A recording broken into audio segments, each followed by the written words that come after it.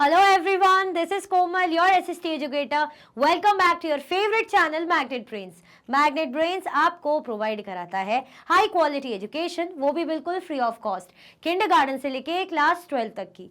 CBSE board के courses के साथ साथ आपको अदर स्टेट बोर्ड के भी कोर्सेज अवेलेबल है इन हिंदी मीडियम, जैसे कि UP board, Bihar board, Delhi board के कोर्सेज प्रॉपर सिस्टमैटिक वे में। कोई दिक्कत परेशानी आपको नहीं होगी। डेली प्रैक्टिस सेट्स के क्वेश्चंस भी मिलेंगे, प्रैक्टिस भी करते जाइएगा। ई बुक्स और ई नोट्स के लिंक आपको डिस्क्रिप्शन बॉक्स में अवेलेबल है, तो भटकने की बात नहीं बनती है। सो हम क्या करने वाले, हमारा सिविक्स का चैप्टर फर्स्ट अंडरस्टैंडिंग डाइवर्सिटी, उसकी वर्कशीट को करने वाले हैं। ठीक है, मज़ा आता है। चैप्टर हम बहुत अच्छे से पढ़ चुके हैं। हमने एनसीईआरटी सॉल्यूशंस किए थे, इनटेक्स सॉल्यूशंस किए थे, हमने एमसीक्यूज, एमआईक्यूज, चैप्टर का कंप्लीट रिवीजन सब किया हुआ है। Now it's time for worksheet, जिसमें फिल इन द ब्लैंक्स हो सकते हैं, मैच द कॉलम हो सकते हैं, या एमसीक्यूज हो सकते हैं। ऐसी ऐसी चीज़ें रहेंगी, ठीक है, उनको हम सॉल्व करते हुए फिर हमारे क्वेश्चन पे आएंगे, है ना। प्रॉपर एक समझ लो पूरे चैप्टर का सब कुछ, एमसीक्यू जो क्वेश्चंस है, सब कुछ कंबाइनली रहेगा। ठीक है, तो चलो स्टार्ट करते हैं। ये देखो, सबसे पहले आपके पास आ ही गया है क्या, फिल इन द ब्लैंक्स। तो लाइक शेयर कर दो जल्दी जल्दी से,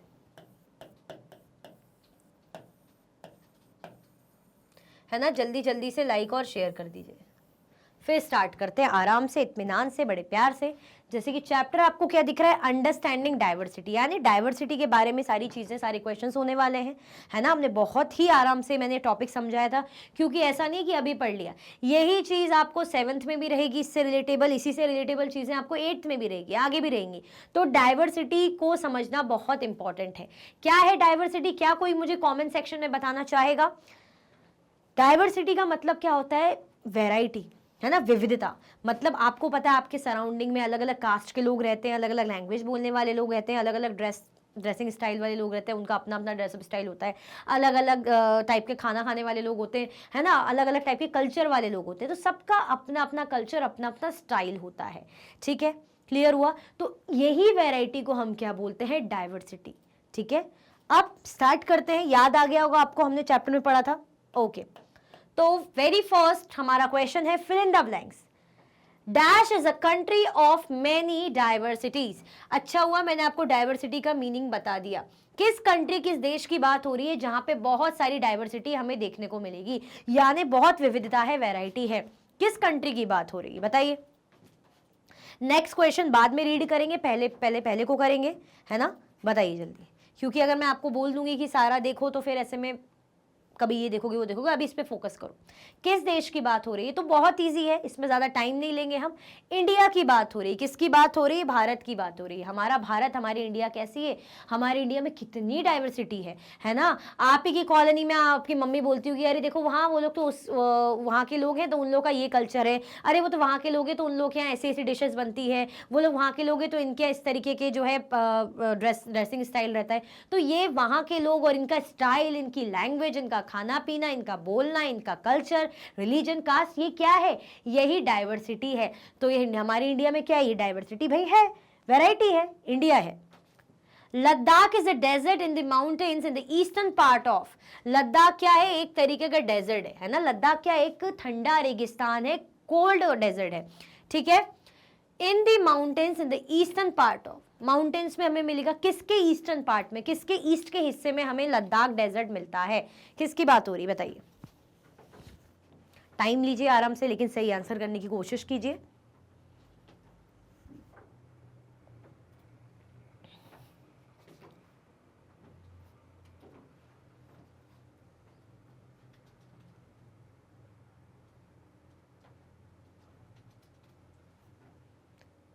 क्या होगा आंसर हमारा, क्या होगा हमारा आंसर, जम्मू एंड कश्मीर। ठीक है, जम्मू एंड कश्मीर की ईस्टर्न साइड में हमें क्या मिलता है, Ladakh. Clear. The caste system is an example of, caste system है ना, ये जो बना हुआ है ना कि अपर कास्ट, लोअर कास्ट, ये कास्ट, वो कास्ट, यानी एक तरीके से लगता है ना कि अरे ये तो उस कास्ट का है, अरे ये तो छोटी कास्ट का है, अरे ये तो बड़ी कास्ट की है, ये जो भी हम बोलते हैं।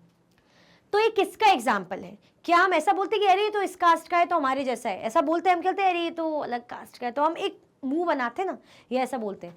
ये किसका अच्छा खासा एग्जाम्पल है, इक्वालिटी का या इनइक्वालिटी का?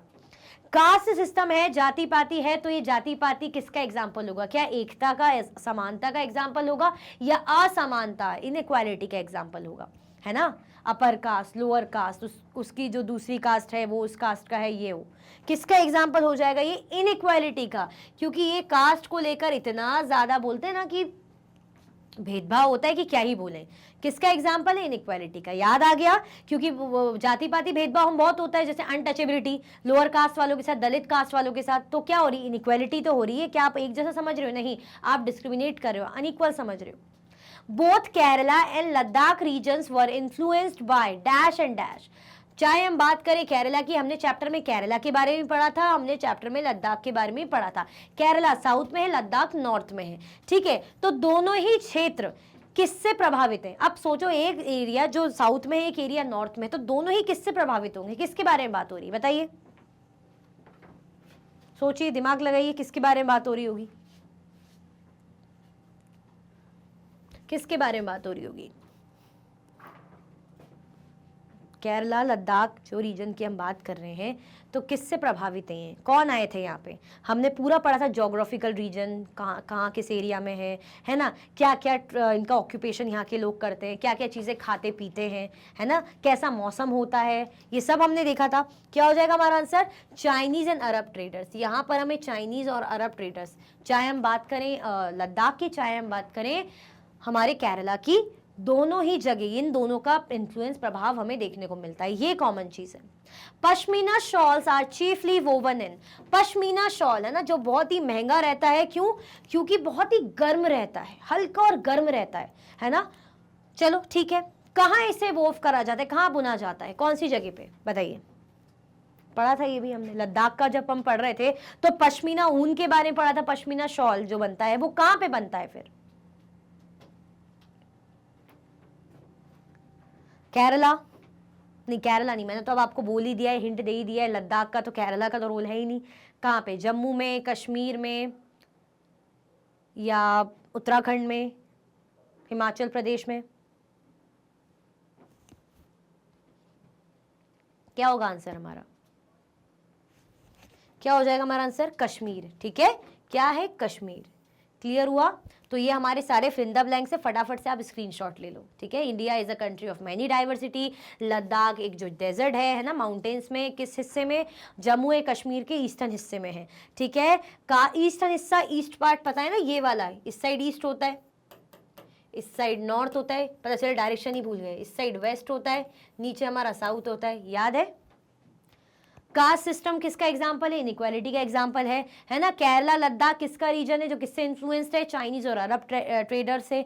पश्मीना शॉल कहाँ वोव करा जाता है? कश्मीर। चलो क्वेश्चन सेकेंड, ट्रू और फॉल्स। बुद्धिज्म रीच तिब्बत विया लद्दाख, है ना? जो बुद्धिज्म धर्म था, रिलीजन था, वो तिब्बत कैसे पहुंचा? लद्दाख के थ्रू पहुंचा। क्या ये ट्रू है या फॉल्स है? जल्दी बताइए, इज इट ट्रू और अ फॉल्स? बुद्धिज्म जो रिलीजन है ना, धर्म है, वो लद्दाख के थ्रू तिब्बत पहुंचा है, क्या सही है या नहीं?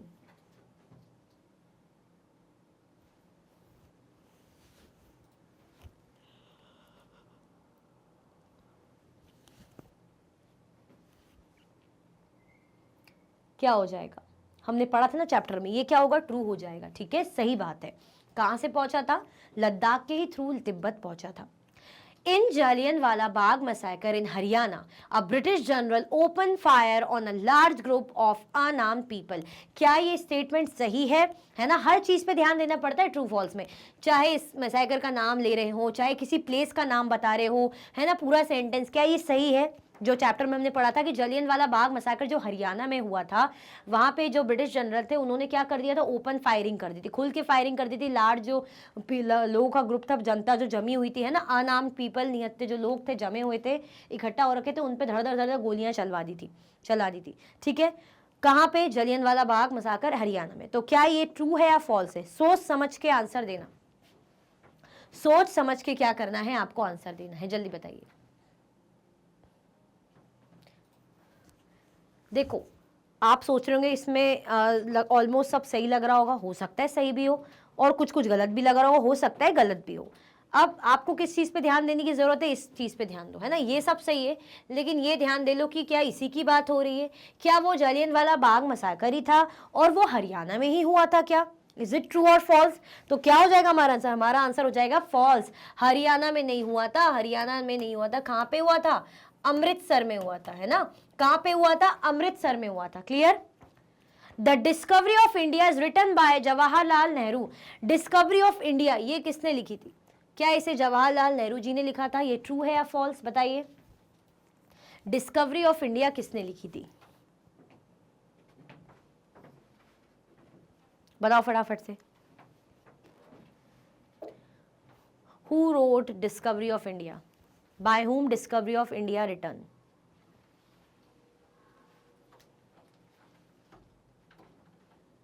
किसने लिखी थी डिस्कवरी ऑफ इंडिया, बताइए।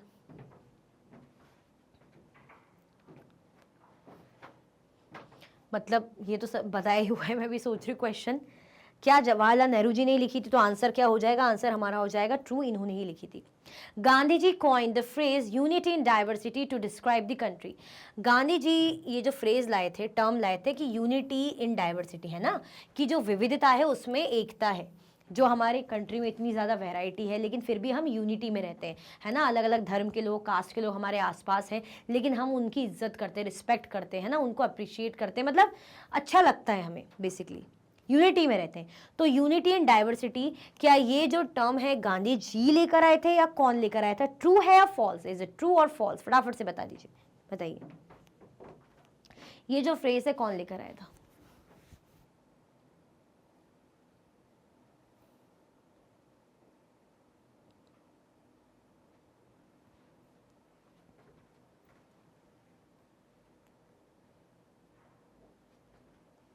Who coined this term? कौन लेकर आया था? गांधी जी। सही है क्या? ट्रू है। तो आंसर हमारा क्या हो जाएगा? हमारा आंसर हो जाएगा फॉल्स। गांधी जी नहीं लेकर आए थे। कौन लेकर आए थे? किसके बारे में पढ़ा था हमने? नेहरू जी ने कहा था, जवाहरलाल नेहरू जी ने। ठीक है, तो आंसर क्या हो जाएगा? फॉल्स। तो ये रहे आपके ट्रू एंड फॉल्स। मैं साइड हो जाती हूँ, आप लोग स्क्रीनशॉट ले लो, ठीक है, फिर आगे बढ़ते हैं। चलो, अब आ गए हैं बढ़िया से हमारे मल्टीपल चॉइस क्वेश्चंस। इनमें बड़ा मजा आता है, तो फटाफट से लाइक शेयर कर दो, ठीक है, जल्दी जल्दी से क्या कर दीजिए, लाइक और शेयर कर दीजिए। First, where did the Jallianwala Bagh massacre take place? कौन सी जगह पे जालियनवाला बाग मसाकर हुआ था? अभी मैंने जगह बताई भी थी थोड़ी देर पहले आपको। कौन सी जगह पे हुआ था? लुधियाना, रोहतक, अमृतसर या भटिंडा? बताओ, कौन सी जगह पे जालियनवाला बाग मसाकर हुआ था? लुधियाना, रोहतक, अमृतसर या भटिंडा? आंसर के साथ साथ लाइक शेयर भी कर दो और आंसर कमेंट भी कर दो। चलो,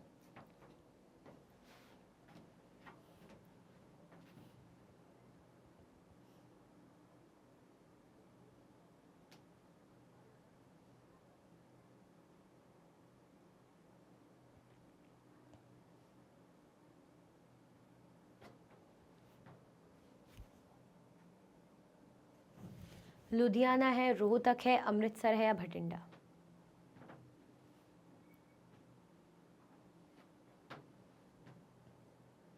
क्या हो जाएगा? अभी थोड़ी देर पहले ही बताया था अमृतसर, ठीक है, आंसर सी है।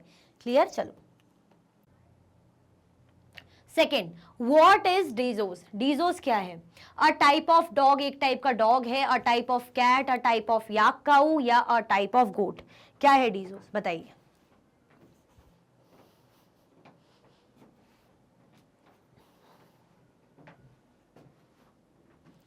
क्या है डीजोस? डीजोस नाम से आप सोचोगे ये क्या है डीजोस, है ना, डिजीज सुना है, डोज सुना है, ये डीजोज ये पढ़ा है हमने चैप्टर में, ठीक है, लद्दाख के बारे में जब पढ़ रहे थे तो ये टर्म आया था। अब तो याद कर लो, लद्दाख में किस चीज़ के बारे में हमने पढ़ा था? क्या हम लद्दाख में डॉग के बारे में पढ़ रहे थे, कैट के बारे में, या काऊ या गोट के बारे में?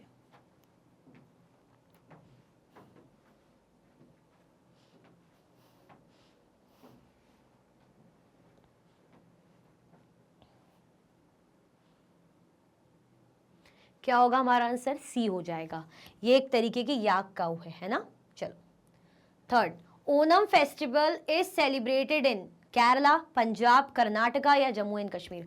ओनम जो फेस्टिवल है, त्यौहार है, वो कहाँ पर सेलिब्रेट किया जाता है? केरला में, पंजाब में, कर्नाटका में या जम्मू एंड कश्मीर। बड़ा ही फेमस फेस्टिवल है, ठीक है। तो बताइए इतना फेमस फेस्टिवल कहाँ पे सेलिब्रेट करते हैं?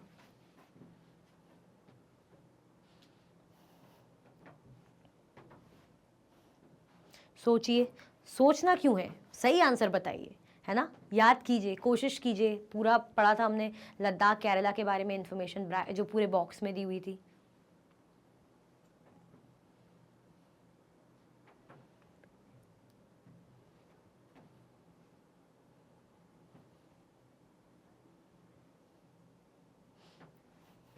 Kerala, Punjab, Karnataka, Jammu and Kashmir.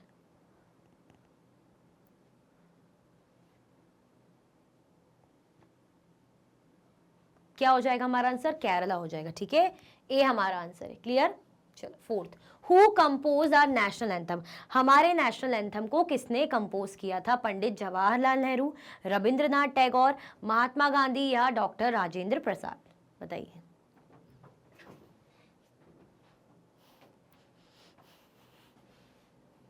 Who compose our national anthem, हमारे राष्ट्रगान को किसने कंपोज किया था? इजी है ये। पंडित जवाहरलाल नेहरू जी ने, रविंद्रनाथ टैगोर जी ने, महात्मा गांधी जी ने या डॉक्टर राजेंद्र प्रसाद जी ने? ये देखो, ये बिल्कुल बेसिक जो रहता है ना कि जो है राष्ट्रगान, कॉन्स्टिट्यूशन किसने बनाया, किसने ड्राफ्ट किया है, या हमारा नेशनल एंथम किसने कंपोज किया है, तो बिल्कुल बेसिक इन्फॉर्मेशन है, ये पता होनी चाहिए, है ना। गलत बोल दोगे ना तो बहुत लोग हंसेंगे कि ये पता ही नहीं है, इतनी जो इंपॉर्टेंट चीज़ है हमारे देश की, है ना। चलो तो अब बता दो, अब तो मैंने आपको मोटिवेट कर ही दिया, अब तो याद आ गया होगा। बंगाली, मैं बता दूंगी आपको, एक हिंट देती हूँ, इसमें बंगाली इंसान का हाथ है। अब यहाँ पे आपको बंगाली कौन दिख रहा है? अब ठीक है, आपको इतना नॉलेज नहीं होगी कि सरनेम से कैसे पता लगाना है, बट ठीक है, हमें तो सही आंसर बताना है। आंसर क्या हो जाएगा? रविंद्रनाथ टैगोर, बी हो जाएगा। क्लियर? चलो fifth, Kerala and Ladakh is similar in. Kerala और लद्दाख में क्या सिमिलैरिटी देखने को मिलती है? वैसे तो सिमिलैरिटीज इतनी है ही नहीं, एक आधी होगी, क्योंकि केरला साउथ में है, वहां का ऑक्यूपेशन, खाने पीने का तरीका अलग है, रहने का तरीका लद्दाख का अलग है। लेकिन किस चीज की सिमिलैरिटी यहाँ पे देखने को मिलती है? तो ऑप्शंस आपके पास है। Both regions were influenced by Chinese and Arab traders, both regions are producer of pashmina, both regions having same climate या लैंड वाइज। बताओ, कोशिश करो। फिफ्थ नंबर का क्वेश्चन है आपके।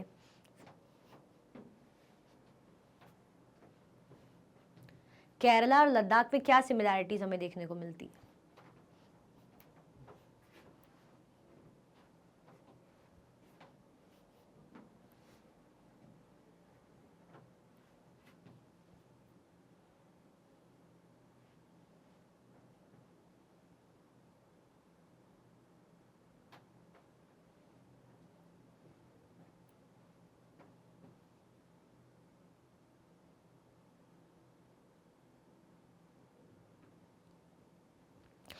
अब आपको एक हिंट दूं, अभी हम जब फिलिंदा ब्लैंक्स, आई थिंक, हाँ फिलिंदा ब्लैंक्स कर रहे थे, तो उसमें भी सॉल्व किया था। अब तो याद कर लो, अब याद आया कि नहीं आया?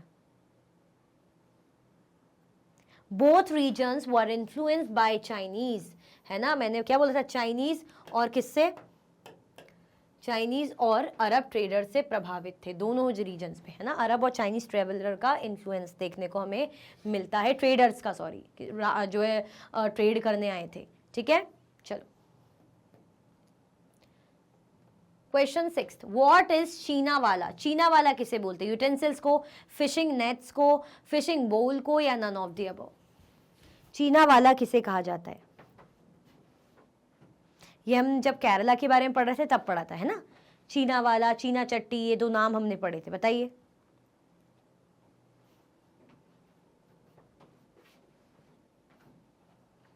याद करने की कोशिश करो। अब आप बोलोगे मैम भूल गए, क्योंकि दोनों के नाम एक जैसे ही था, चीना जो है वाला या चीना चट्टी, तो याद ही नहीं आ रहा। चीना चपटी नहीं बोला मैंने, चीना चट्टी बोला है, ठीक है। आप बोलोगे मैम ये छीना चपटी क्यों बोल रही है, क्या छीना जा रहा है? बताओ, चीना वाला किसे कहा जा रहा था? बर्तनों को, या फिशिंग नेट्स, है ना, जो मछलियों की जो नेट्स रहती है पकड़ने के लिए, जाले, या फिशिंग बोल, फिश की जो बोल रहती है फिश के लिए जो कटोरी वगैरह यूज की जाती है, या none of the above? What is चीना वाला? क्या हो जाएगा हमारा आंसर? हमारा आंसर हो जाएगा फिशिंग नेट्स के लिए, ठीक है, फिशिंग नेट्स के लिए यूज की जाती है। क्लियर? क्योंकि ऐसी फिशिंग नेट्स हमने पढ़ा था कि चाइना में भी इसी टाइप के पैटर्न की फिशिंग नेट्स यूज की जाती है। तो चीना चाइना इस तरीके से, तो क्या बोला जा रहा है? चीना वाला, ठीक है। चलो, व्हाट डज समीर एक डू? समीर एक क्या करता था? क्या वो न्यूज़पेपर बेचता था, स्कूल जाता था, क्रिकेट खेलता था, या बोथ ए एंड बी? है ना, न्यूज़पेपर भी बेचता था और स्कूल भी जाता था, बड़ा ही मल्टीटास्किंग मल्टी टैलेंटेड था। बताइए समीर एक के बारे में। याद करो, हमने दो समीर की स्टोरी पढ़ी थी, समीर एक और समीर दो, है ना। दोनों ही का बिल्कुल तरीका या जो भी बोलेंगे, दोनों की लाइफ बिल्कुल ही कॉन्ट्रास्टिंग थी, है ना, रिलीजन भी कॉन्ट्रास्ट थे बिल्कुल। चलो, क्या करता था समीर एक? याद आ जाएगा आपको। न्यूज़पेपर बेचता था, स्कूल जाता था, क्रिकेट खेलता था। हमारा आंसर क्या हो जाएगा? स्कूल जाता था, ठीक है, समीर एक स्कूल जाता था, आंसर बी हो जाएगा। 8th, the utensils which is use for frying fishes is called? ऐसे बर्तन जो फिश को फ्राई करने के लिए यूज किए जाते थे, बनाने के लिए यूज किए जाते थे, उसे क्या बोला जाता था? चीना वाला, चीना चट्टी, ओनम या चीना माला? बताओ क्या बोला जाता है?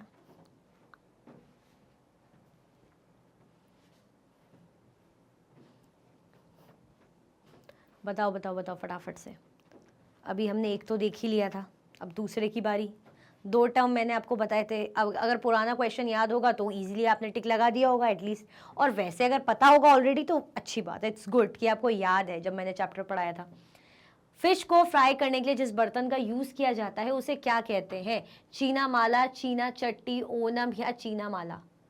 तो देखो, चीना वाला तो हमने देख लिया था, इसको क्या बोलते हैं? चीना चट्टी बोलते हैं ना, चीना चट्टी। मैंने दो टर्म बताए थे, एक चीना वाला और एक चीना चट्टी। तो चीना वाला अभी हमने देखा था फिशिंग नेट्स के लिए, जो फ्राई करने के लिए फिश को जो बर्तन यूज किया जाता है उसको बोलते हैं चीना चट्टी, ठीक है। चलो, 9th, the boat race is an important part of the dash festival of Kerala?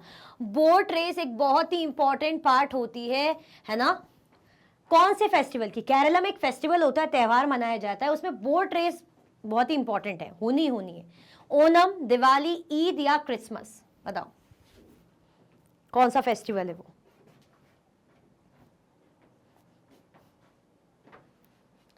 Boat race कौन से फेस्टिवल का इंपॉर्टेंट पार्ट है? ओनम का, दिवाली का, ईद का या क्रिसमस का? क्या हो जाएगा आंसर?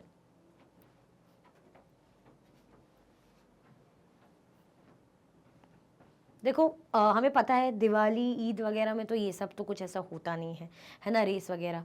ओनम में, ठीक है, क्या हो जाएगा आंसर? ए हो जाएगा, ओनम, ठीक है। चलो, 10th, which one of the given product is cultivated in Ladakh? इनमें से कौन सा जो प्रोडक्ट है जिसको लद्दाख में कल्टिवेट किया जाता है? कौन सा प्रोडक्ट? वूल, मेज, कॉटन या स्पाइसेस? ऊन, है ना, मेज, कॉटन या मसाले? स्पाइसेस यानी मसाले। बताओ, 10th नंबर का आपका क्वेश्चन है। फिर मैं आपसे स्कोर पूछूंगी कि 10 में से आपने कितना स्कोर कर लिया है, ठीक है। जिसने लगा लिया होगा तो फटाफट से अपना स्कोर बता दो और लाइक शेयर भी कर दो, ठीक है। चलो, वूल है, मेज है, कॉटन है, स्पाइसेस है? क्या बोलेंगे?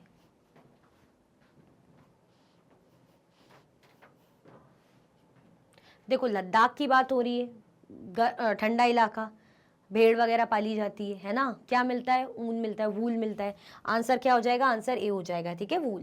क्लियर? तो अपना स्कोर बता दो 10 में से और लाइक शेयर कर दो। आगे बढ़ रही हूँ मैं।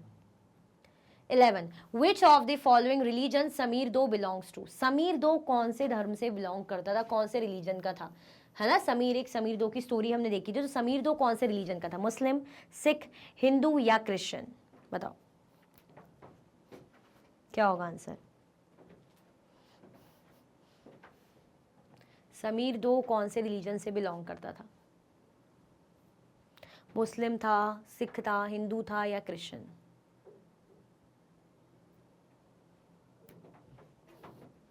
A B C या D। आप बोलोगे मैम आजकल आप एलिमिनेशन वाला तरीका नहीं करती। नहीं, एलिमिनेशन वाला नहीं करती, है ना। अब तो सब पढ़ लिया है, सब आ गया है, तो अब कोई एलिमिनेशन नहीं, अब सीधा सीधा आंसर क्या हो जाएगा, हमारा आंसर ए हो जाएगा। ठीक है, मुस्लिम था। क्लियर। चलो, Kerala is surrounded by dash on one side and dash on the other side. Sea hills, sea valley, sea grassland या सी या डेजर्ट। दो आपको दिए ब्लैंक्स, तो फिल करना है आपको। केरला किससे सराउंडेड है, मतलब एक साइड से केरला किससे सराउंडेड है और दूसरे साइड से किससे। और ऑप्शंस आपके पास कॉमा में दिए ही हुए हैं दो, तो बताइए कौन सा सही है।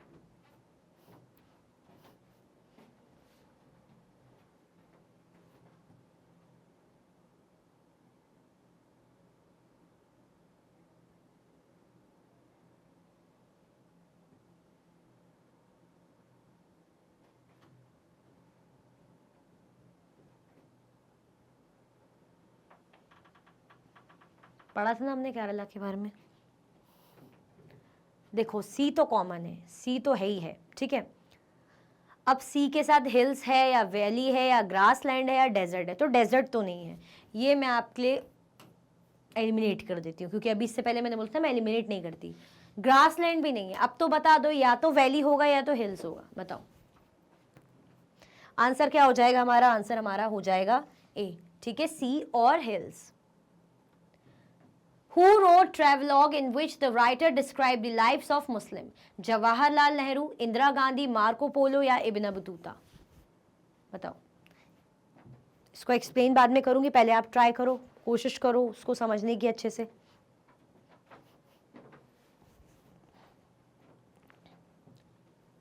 किसने ट्रैवलॉग लिखा था, है ना, जो ट्रैवल वगैरह करने आते तो अपना ट्रैवलॉग लिखते हैं, जिसमें जो राइटर था उसने क्या करी थी, मुस्लिम्स की लाइफ्स को डिस्क्राइब किया था अच्छे से कि कैसी क्या कंडीशन है, क्या हालात हैं। किसने लिखा था, जवाहरलाल नेहरू जी ने, इंदिरा गांधी जी ने, मार्को पोलो ने या इब्न बतूता ने। बताओ।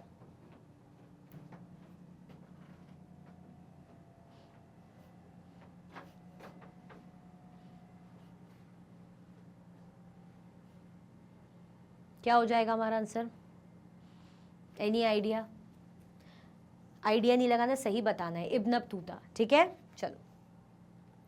The fertile land and humid climate are suited for growing.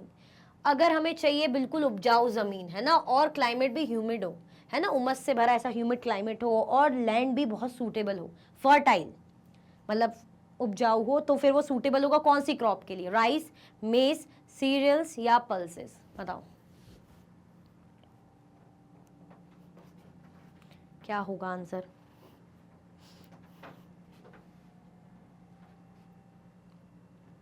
किस चीज़ के लिए, इनमें से किस फसल के लिए, क्रॉप के लिए हमें फर्टाइल लैंड और ह्यूमिड क्लाइमेट चाहिए पड़ता है उसको ग्रो करने के लिए, राइस को, मेज को, सीरियल्स को या पल्सेस को। आंसर क्या हो जाएगा हमारा, राइस। ठीक है, राइस। क्लियर। चलो 14 में से स्कोर बताना जल्दी, हमारे इतने ही थे। 14 में से स्कोर बता दो, फिर आगे बढ़ते हैं। आपके एमसीक्यूज का स्कोर बता दो, क्योंकि एमसीक्यू ये बहुत हद तक बता देते कि चैप्टर कितना याद है, कितना पढ़ा हुआ है, समझा हुआ है। ठीक है, क्योंकि सब पूरे चैप्टर से ही क्वेश्चन रहते हैं, है ना। अब इसके आंसर अगर नहीं आ रहे हैं, चैप्टर भी नहीं पता, भूल गए हैं, ठीक है, तो फटाफट से अपना स्कोर बता दो। कुछ भी प्रॉब्लम हो तो कॉमेंट सेक्शन में भी बता दो और लाइक शेयर भी कर दो। ठीक है, चलो। Fourth question, list the different religions that are practice in Kerala. है ना, आपको अलग अलग जो धर्म माने जाते हैं ना, मतलब केरला में है अलग अलग धर्मों के लोग, तो उनका लिस्ट बतानी, कौन से धर्म के लोग, अलग अलग धर्म के लोग केरला में हमें देखने को मिलते हैं। कौन से रिलीजन के लोग मिलेंगे केरला में, बताना। पढ़ा था हमने केरला के बारे में information. People in Kerala practice different religion such as, देखो जुडाइज्म के भी हमें मिलेंगे, है ना, इस्लाम के भी मिल जाएंगे, क्रिश्चियनिटी के भी मिल जाएंगे, हिंदुइज्म भी मिल जाएंगे, बुद्धिज्म रिलीजन के भी मिल जाएंगे, है ना। इतने सारे रिलीजियस जो है ग्रुप हमें देखने को मिलते हैं, कहाँ पे, केरला में। क्लियर, फिर से देख लो कौन से ग्रुप, जुडाइज्म, इस्लाम, क्रिश्चियनिटी, हिंदुइज्म और बुद्धिज्म। ठीक है, कहाँ की बात हो रही है, केरला की बात हो रही है। जगह नहीं भूलना, पता चले कंफ्यूज हो जाओ, केरला है लद्दाख, केरला का पूछा है। ठीक है, चलो। Fifth, what is sung by both Muslims and Buddhist in Ladakh, है ना। मुस्लिम्स हो या बुद्धिस्ट हो, वो लोग क्या गाते थे, है ना, उनका अपना फेस्टिविटीज़ चलती रहती थी, मतलब उनके अपने वो थे कस्टम से, फेस्टिवल्स था, जो भी चीज़ें थी, तो क्या वो गाते थे मुस्लिम्स और बुद्धिस्ट, है ना, लद्दाख, बताओ क्या गाना गाते थे?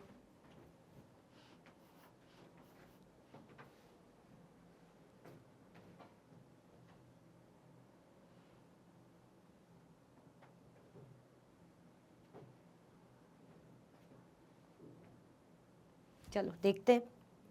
Local versions of the Tibetan national epic, the Kesar Saga, are performed and sung by both Muslims and Buddhists. देखो किस चीज़ को परफॉर्म करते थे, एक लोकल वर्जन है किसका, तिब्बतन नेशनल एपिक। देखो ना अपना इंडिया का कहीं का नहीं, तिब्बतन नेशनल एपिक, हमारा नहीं ले रहे हैं है ना, लद्दाख इंडिया में ही है, लेकिन किसका एपिक गा रहे हैं, तिब्बतन नेशनल एपिक गाते हैं, जिसको क्या बोला जाता है, जिसका नाम क्या है, केसर सागा, जिसका नाम क्या है, Kesar saga.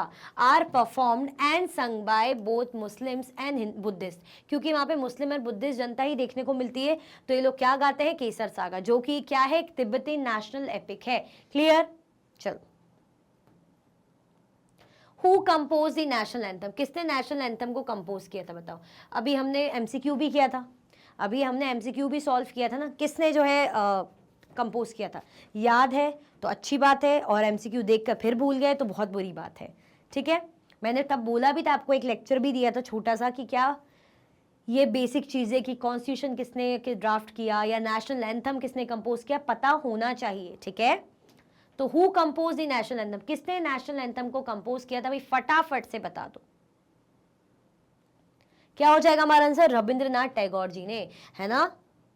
India's national anthem was compose bye Rabindranath Tagore, याद रख लो अच्छे से। चलो, व्हेन इनइक्वालिटी अकर्स, ये इनइक्वालिटी कब होती है ना, ये इनइक्वालिटी यानी वही भेदभाव, असमानता, ये कब होती है, कब अकर होती है, बताना है हमें। व्हेन इनइक्वालिटी अकर्स कब होगी,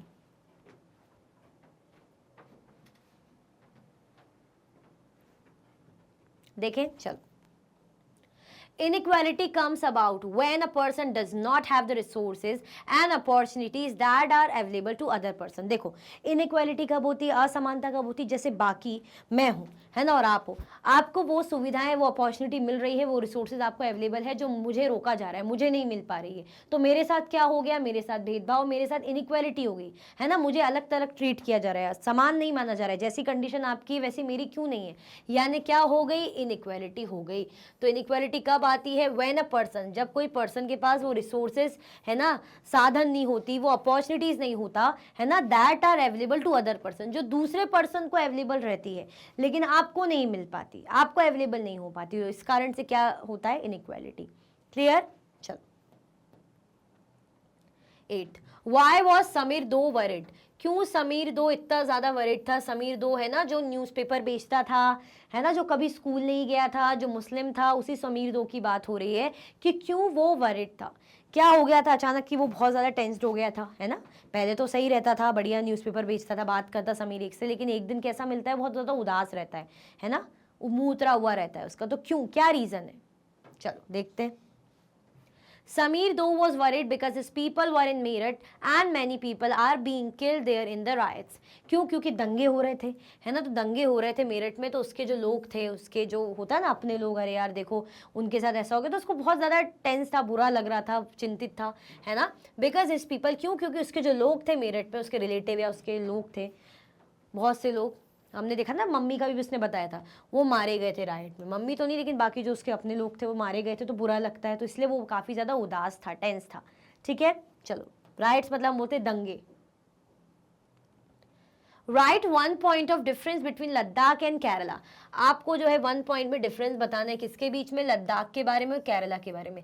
क्या डिफरेंस बताओगे, हम तो और भी बता सकते, लेकिन अभी 1 पूछा है, तो क्या एक डिफरेंस बताना चाहोगे बिटवीन लद्दाख एंड केरला। एक सबसे मेजर डिफरेंस, बड़ा ही कॉमन, जो मैंने तब भी बता दिया था, अभी हम कर रहे थे, कि लद्दाख कहाँ मिलता है हमें, नॉर्दर्न एरियाज में, है ना, इंडिया के नॉर्दर्न पार्ट में, और केरला कहाँ है, सदर्न रीजन में, सदर्न पार्ट में, ठीक है, साउथ में। Kerala is famous for spices where is Ladakh is famous for pashmina wool, है ना। एक और डिफरेंस जो मैंने तो बता दिया था लोकेशन का, ज्योग्राफिकल लोकेशन, लेकिन अगर हम बात करें चीज़ों की तो केरला किस चीज़ के लिए फेमस है? अपने मसालों के लिए, है ना। केरला मसालों के लिए बहुत फेमस है, और लद्दाख किसके लिए फेमस है? पश्मीना वूल के लिए, है ना। पश्मीना ऊन मिलता है तो उसके लिए बहुत ज़्यादा फेमस है। क्लियर हुआ? हमसे एक डिफरेंस पूछा है इसलिए हम एक बताएंगे, है ना। ज़्यादा होशियारी नहीं करेंगे क्योंकि मार्क्स उसी के अकॉर्डिंग मिलेंगे, ठीक है। चलो, Why does Ladakh have very little agricultural activities? क्यों लद्दाख में एग्रीकल्चरल एक्टिविटीज बहुत ही कम हो पाती? क्यों हो पाती भाई? ऐसे क्या, क्यों भेदभाव है? ढंग से होनी चाहिए ना। जैसे हमें पता है एग्रीकल्चर बहुत ज़रूरी है ना, या जो बेचारा है कि कम से कम वो खेती बाड़ी करके कुछ कर पाए, तो क्यों नहीं हो पाती? हमने क्या बताया कि एक तो पहाड़ी एरिया में है, बारिश बहुत कम होती है, सूखा रहता है, ठीक है। वैसी कंडीशंस होती नहीं कि जो है किसानी के लिए बहुत बढ़िया हो, उसके लिए तो चाहिए होती plain fertile land. Ladakh has very little agricultural activities because it is covered with snow for most part of the year and also does not receive any rainfall, है ना, क्योंकि ज़्यादातर पूरे टाइम ये बर्फ से ही ढका रहता है। अब अगर हमें खेती बाड़ी करनी है तो बहुत ही उपजाऊ और अच्छी ज़मीन चाहिए, प्लेन एरिया चाहिए ना, प्लेन एरिया चाहिए, और प्रॉपर रेनफॉल भी होनी चाहिए, बारिश भी चाहिए होती है फसलों को। अब जहाँ पे बिल्कुल बारिश का ही नामो निशान इतना बहुत ही कम रहता है, मुश्किल से हो पाती है, और पूरे टाइम बर्फ़ ही बर्फ़ रहती है, स्नो जमी रहती है, तो कहाँ से फिर खेती बाड़ी कर पाएंगे? तो इसीलिए लद्दाख में एग्रीकल्चरल एक्टिविटीज़ बहुत ही कम होती है। ऐसा नहीं कि नहीं होती, लेकिन बहुत कम होती है, ठीक है। चलो, how was Indian flag use against the British by the people? कैसे जो है भारत का जो झंडा है, हमारा इंडियन फ्लैग है ना, उसको ये जो ब्रिटिश पीपल है, ब्रिटिश के लोग हैं, ब्रिटिश लोग हैं, उनके खिलाफ कैसे यूज किया गया, है ना। जैसे हमने क्या करा, जो हमारा भारत का झंडा है और उनके खिलाफ हम क्या करें, कुछ आंदोलन कर रहे हैं, उनके अगेंस्ट कुछ कर रहे हैं, तो कैसे इसको यूज किया गया वो हमें बताना है। It was use as a symbol of protest against the British by people everywhere. इसको कैसे यूज करा गया? एक तरीके का सिंबल, है ना। जैसे हम बोलते ना कि अगर हम किसी चीज़ के प्रति प्रोटेस्ट कर रहे हैं तो ब्लैक पट्टी या ब्लैक ऐसे कर लिया, काला वो फ्लैग ऐसे तरीके से दिखाने के लिए कि हम डिसअग्री हैं, है ना, ये दिखाने के लिए कि हम डिसअप्रूवल दे रहे हैं, हम आपके साथ नहीं हैं। क्लियर? तो ऐसे ही एक तरीके का सिंबल था जो दिखा रहा था कि भाई हम क्या कर रहे हैं, हम ब्रिटिशर्स के खिलाफ प्रोटेस्ट कर रहे हैं, इनके अगेंस्ट है। और हर जगह ऐसा हो रहा था, सिंबल का यूज़ किया जा रहा था। जैसे लोग नारा यूज़ करते तो इन लोगों ने क्या यूज़ किया था? सिंबल यूज़ किया था, ठीक है, as a symbol. 12. How did people travel in the past? Past में लोग कैसे ट्रेवल करते थे? पुराने ज़माने में, पुराने वक्त में लोग कैसे ट्रैवल करते थे, कैसी ट्रैवलिंग होती थी, ये क्या करना है हमें बताना है। कैसी ट्रैवलिंग होती थी भाई पुराने वक्त में? क्या लगता है आपको? चलो देखते हैं। People travel from one part of the world to another in ships, on horses, on camels or on foot. देखो, पहले हम ऐसा तो बोलेंगे नहीं एरोप्लेन है, चार्टर्ड प्लेन है ना, या प्राइवेट जेट में जा रहे हैं, ट्रेन से जा रहे हैं, नहीं। पहले कैसे ट्रैवल करते थे लोग? नाव वगैरह में बैठ के, है ना, या घोड़े में जा रहे हैं। जैसे देखा नहीं, राजा महाराजा आते हैं, इन्वेड करते हैं एक से जगह, या एक जगह से दूसरी जगह जाते हैं तो घोड़ों में बैठ के जाते हैं, है ना, या ऊँट में बैठ के जा रहे हैं, कैमल में जा रहे हैं, या तो पैदल जा रहे हैं, ऑन फूट जा रहे हैं, ठीक है। तो पहले इन सब की मदद से जो है ट्रैवलिंग की जाती थी, शिप्स, हॉर्सेस, है ना, कैमल्स। क्लियर? चलो, या पैदल भी। Who discovered the sea route to India? किसने जो है सी रूट, समुद्र का रास्ता डिस्कवर किया था? किसने डिस्कवर किया था कि ये समुद्र के रास्ते से ये जो है भाई हमारा इंडिया आ रहा है, इंडिया आ रहा है, तो इस समुद्र का रास्ता है। किसने डिस्कवर किया था, किसने पता लगाया था? बताइए कौन थे वो महानुभाव? याद करो किसकी बात हो रही है।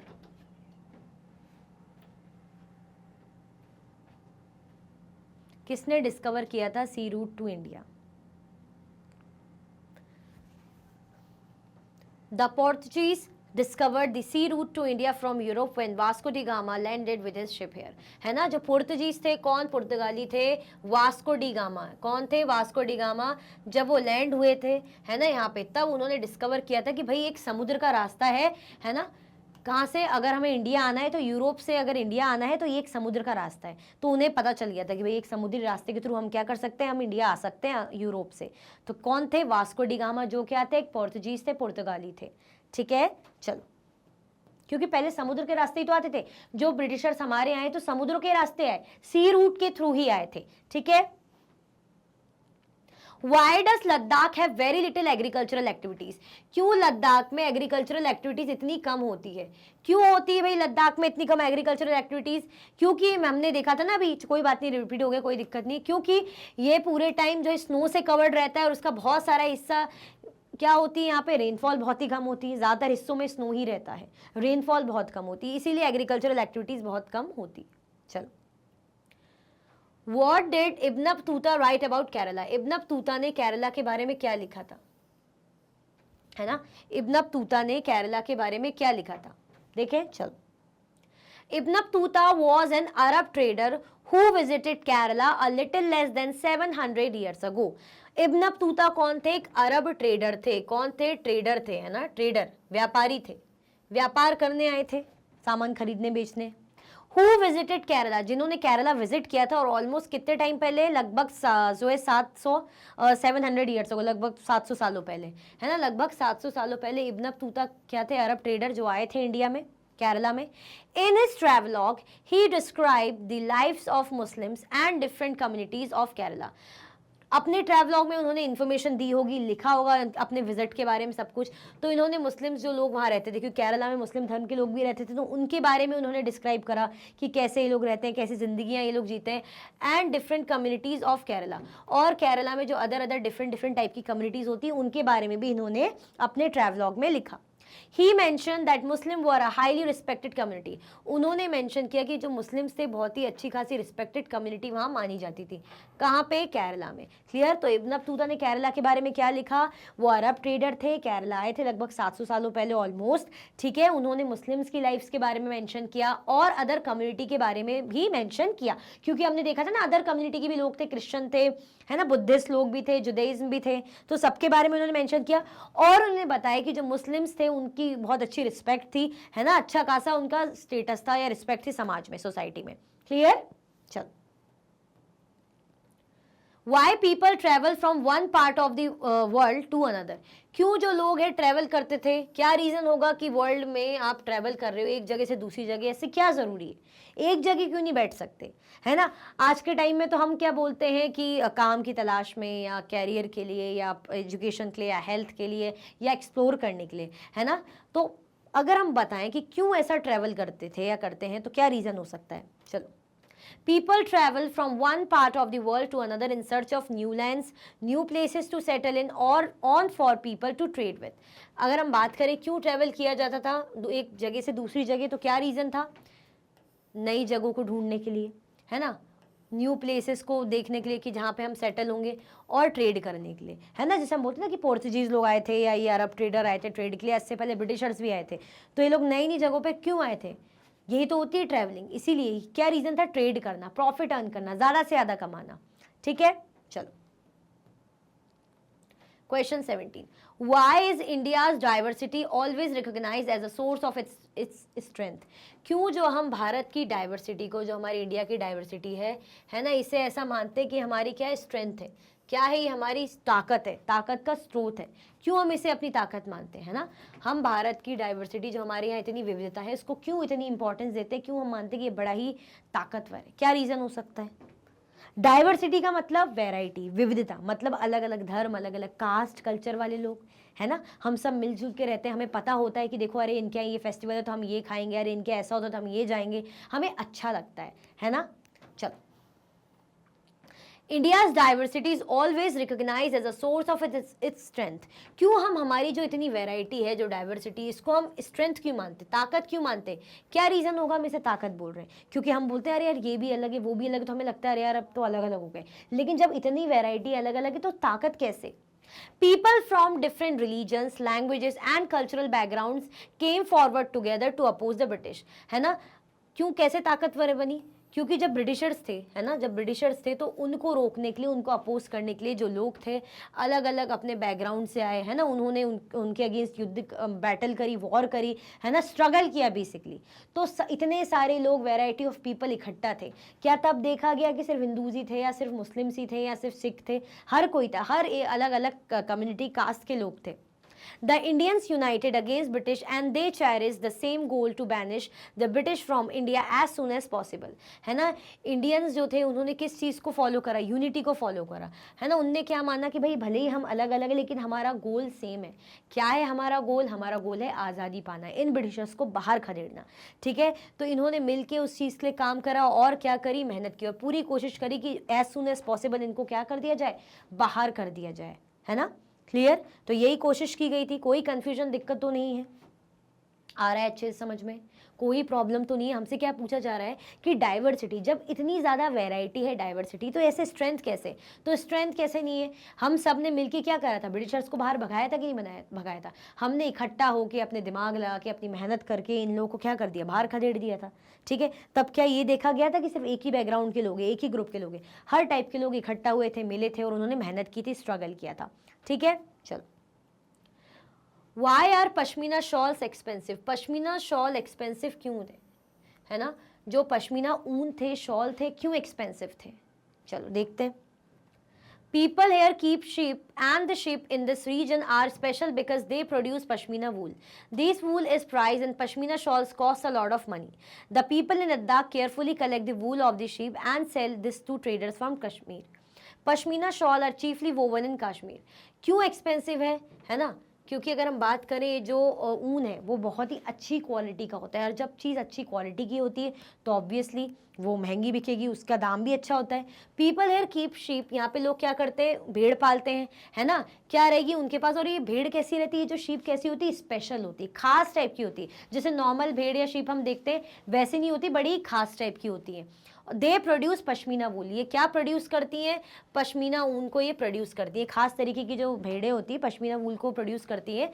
This wool is prize and pashmina shawl cost a lot of money.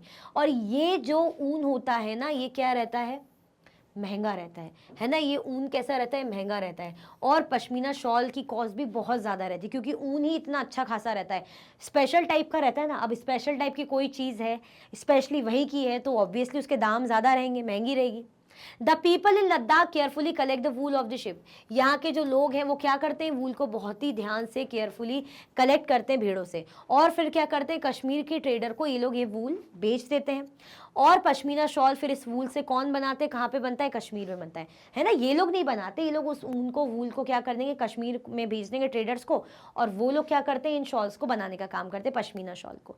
Clear हुआ? तो क्यों एक्सपेंसिव है, क्योंकि स्पेशल टाइप के हैं भाई, ठीक है। हर जगह हमको नहीं मिलेंगे। वैसे भी जो चीज़ हर जगह मिलती है तो ऑब्वियसली वो उसकी इंपॉर्टेंस इतनी नहीं रहती है और वो ना इतना ज़्यादा महंगी रहती है, एक नॉर्मल रेट में मिल जाएगी। लेकिन जो चीज़ पर्टिकुलर कहीं की मिल रही तो हम बोलते हैं ना कि अरे यहाँ से आया है, ये यहाँ के आम है, ये यहाँ का गेहूँ है, यहाँ का गन्ना है, या यहाँ का ये प्रोडक्ट है, तो बहुत ही एक रहता है उसका कि वो वहीं का है, यहाँ पे कहीं इतने आसानी से नहीं मिलेगा, तो ऑब्वियसली उसकी प्राइस भी अच्छी रहेगी, ठीक है। तो पश्मीना ऊन यहाँ पे होता है लेकिन शॉल कहाँ पे बनता है, कश्मीर में।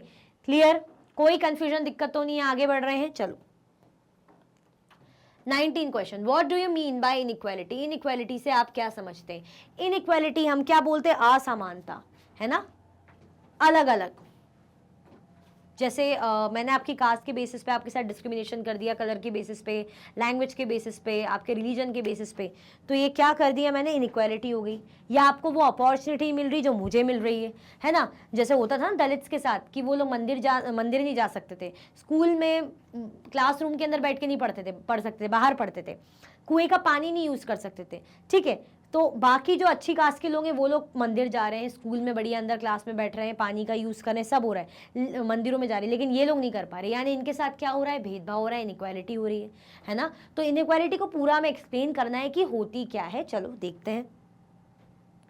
Inequality means the unavailability of resources and opportunities for different people. The caste system is an example of inequality. देखो inequality का मतलब देखते हैं क्या बताया जा रहा है, जब resources और opportunity सबको उतनी बराबर प्रोवाइडेड नहीं होती, यानी कोई सोर्सेज या अपॉर्चुनिटी आपके दोस्त को मिल रही है लेकिन आपको नहीं दी जा रही है ना, उसको दी जा रही है लेकिन आपको साइड कर दिया जा रहा है, आपको नहीं दी जा रही, तो आपके साथ क्या हो गई, इनइक्वालिटी हो गई। और कास्ट सिस्टम इनइक्वालिटी का एक अच्छा खासा एग्जाम्पल है। किस बात की बात हो रही, कास्ट सिस्टम। जैसे हम बोलते हैं पानी एक बेसिक नीड है, भगवान तो सबकी, हर कोई जा सकता है पानी को, हर कोई पी सकता है, स्कूल सब बराबर जाते हैं। लेकिन यहाँ पे क्या होता था, जो लोअर कास्ट के लोग थे उनको ना टेम्पल जाने दिया जाता था, ना कुएं का पानी पीने दिया जाता था, यानी उनसे क्या करी जाती थी, ये जो बेसिक नीड्स की चीजें एक्सेस मिलता ही नहीं था। तो ये क्या हो जाता था, उनके साथ इनइक्वालिटी हो जाती थी। Inequality has various forms like economic inequality and social inequality. Inequality के भी क्या होते हैं, बहुत से फॉर्म्स होते हैं। जैसे क्या होगा, इकोनॉमिक इनइक्वालिटी रहती है और सोशल इनइक्वालिटी। इकोनॉमिक इक्वालिटी, नाम इनइक्वालिटी नाम से ही समझ में आ रहा है, इकोनॉमिक यानी पैसों के मामले में, फाइनेंशियल स्टेटस के बारे में हो सकता है ना, फाइनेंशियल कंडीशन के बारे में हो सकता है, समाज में आपका स्टेटस कैसा है उसके रिगार्डिंग हो सकता है ना। जैसे अगर आप इतना अच्छा अर्न नहीं करते हो या इतने चीज़ें अफोर्ड नहीं कर पाते हो, आप इतने रिच नहीं हो, गरीब हो, तो आपके साथ क्या हो जाएगा, इस बात को लेके भेदभाव हो जाएगा कि अरे यार ये तो हमारे लेवल का है नहीं, इसको क्या ही बुलाना, क्या ही इसके साथ बैठना बात करना। तो आपको इकोनॉमिक लेवल पे आपके साथ क्या होगी, इनइक्वालिटी हुई। वही वाली बात हो जाती है ना, रिच और पुअर वाली। सोशल इनइक्वालिटी, समाज में आपको बराबर नहीं समझा जाता है ना, आपको अवॉइड कर दिया जाता है, आपको वो अपॉर्चुनिटी नहीं मिलती, ठीक है। Economic inequality comprises all disparities in the distribution of economic assets and income. Social inequality refers to the lack of social equality, where individuals in a society do not have equal social status, adequate provisions of healthcare facilities, etc. अब अगर हम बात कर रहे हैं यहाँ पे किसकी, इकोनॉमिक इनइक्वालिटी की, किससे बनता है ना, जो डिस्पैरिटीज होती है, distribution of economic asset and income, है ना। कोई अमीर है, कोई गरीब है, कोई चीज़ें अफोर्ड नहीं कर पा रहा, कोई कर पा रहा है, तो आप क्या कर रहे हो, उसको नीचा दिखा रहे हो या उसको अपने लेवल का नहीं समझ रहे हो कि अरे यार ये तो मिडिल क्लास है यार, हम रिच लोगों के साथ मिडिल क्लास, मैं इसको फ्रेंड नहीं बनाऊंगी या मैं इससे बात नहीं करूँगी, इसको इन्वॉल्व नहीं करूँगी, एक अपना वो है भाई, हम तो रिच है, तो हमने क्या कर दिया, इनइक्वालिटी कर दी। अब अगर बात करें सामाजिक तौर पे, तो सामाजिक तौर पे तो बहुत से रीजन हमें मिल जाएंगे। जब समाज में आपको एक समान नहीं माना जाता है ना, जहाँ पे आपका स्टेटस के बेसिस पर आपको जज किया जाता है, आपका एक समान स्तर नहीं होता, जैसे बाकी लोगों का होता है वैसा आपको नहीं ट्रीट किया जाता। Adequate provision of health care facilities, आपको वो हेल्थ केयर फैसिलिटीज नहीं मिलती, वो प्रोविजंस नहीं होते, तो यहाँ पे आपके साथ भेदभाव हो जाता है। तो ये इसके कारण हम कह सकते हैं कि ये इनइक्वालिटी का मीनिंग होता है। और किस टाइप की होती है अगर हम देखें तो हमने किस चीज पे फोकस करा, दो टाइप की, इकोनॉमिक एंड सोशल, है ना।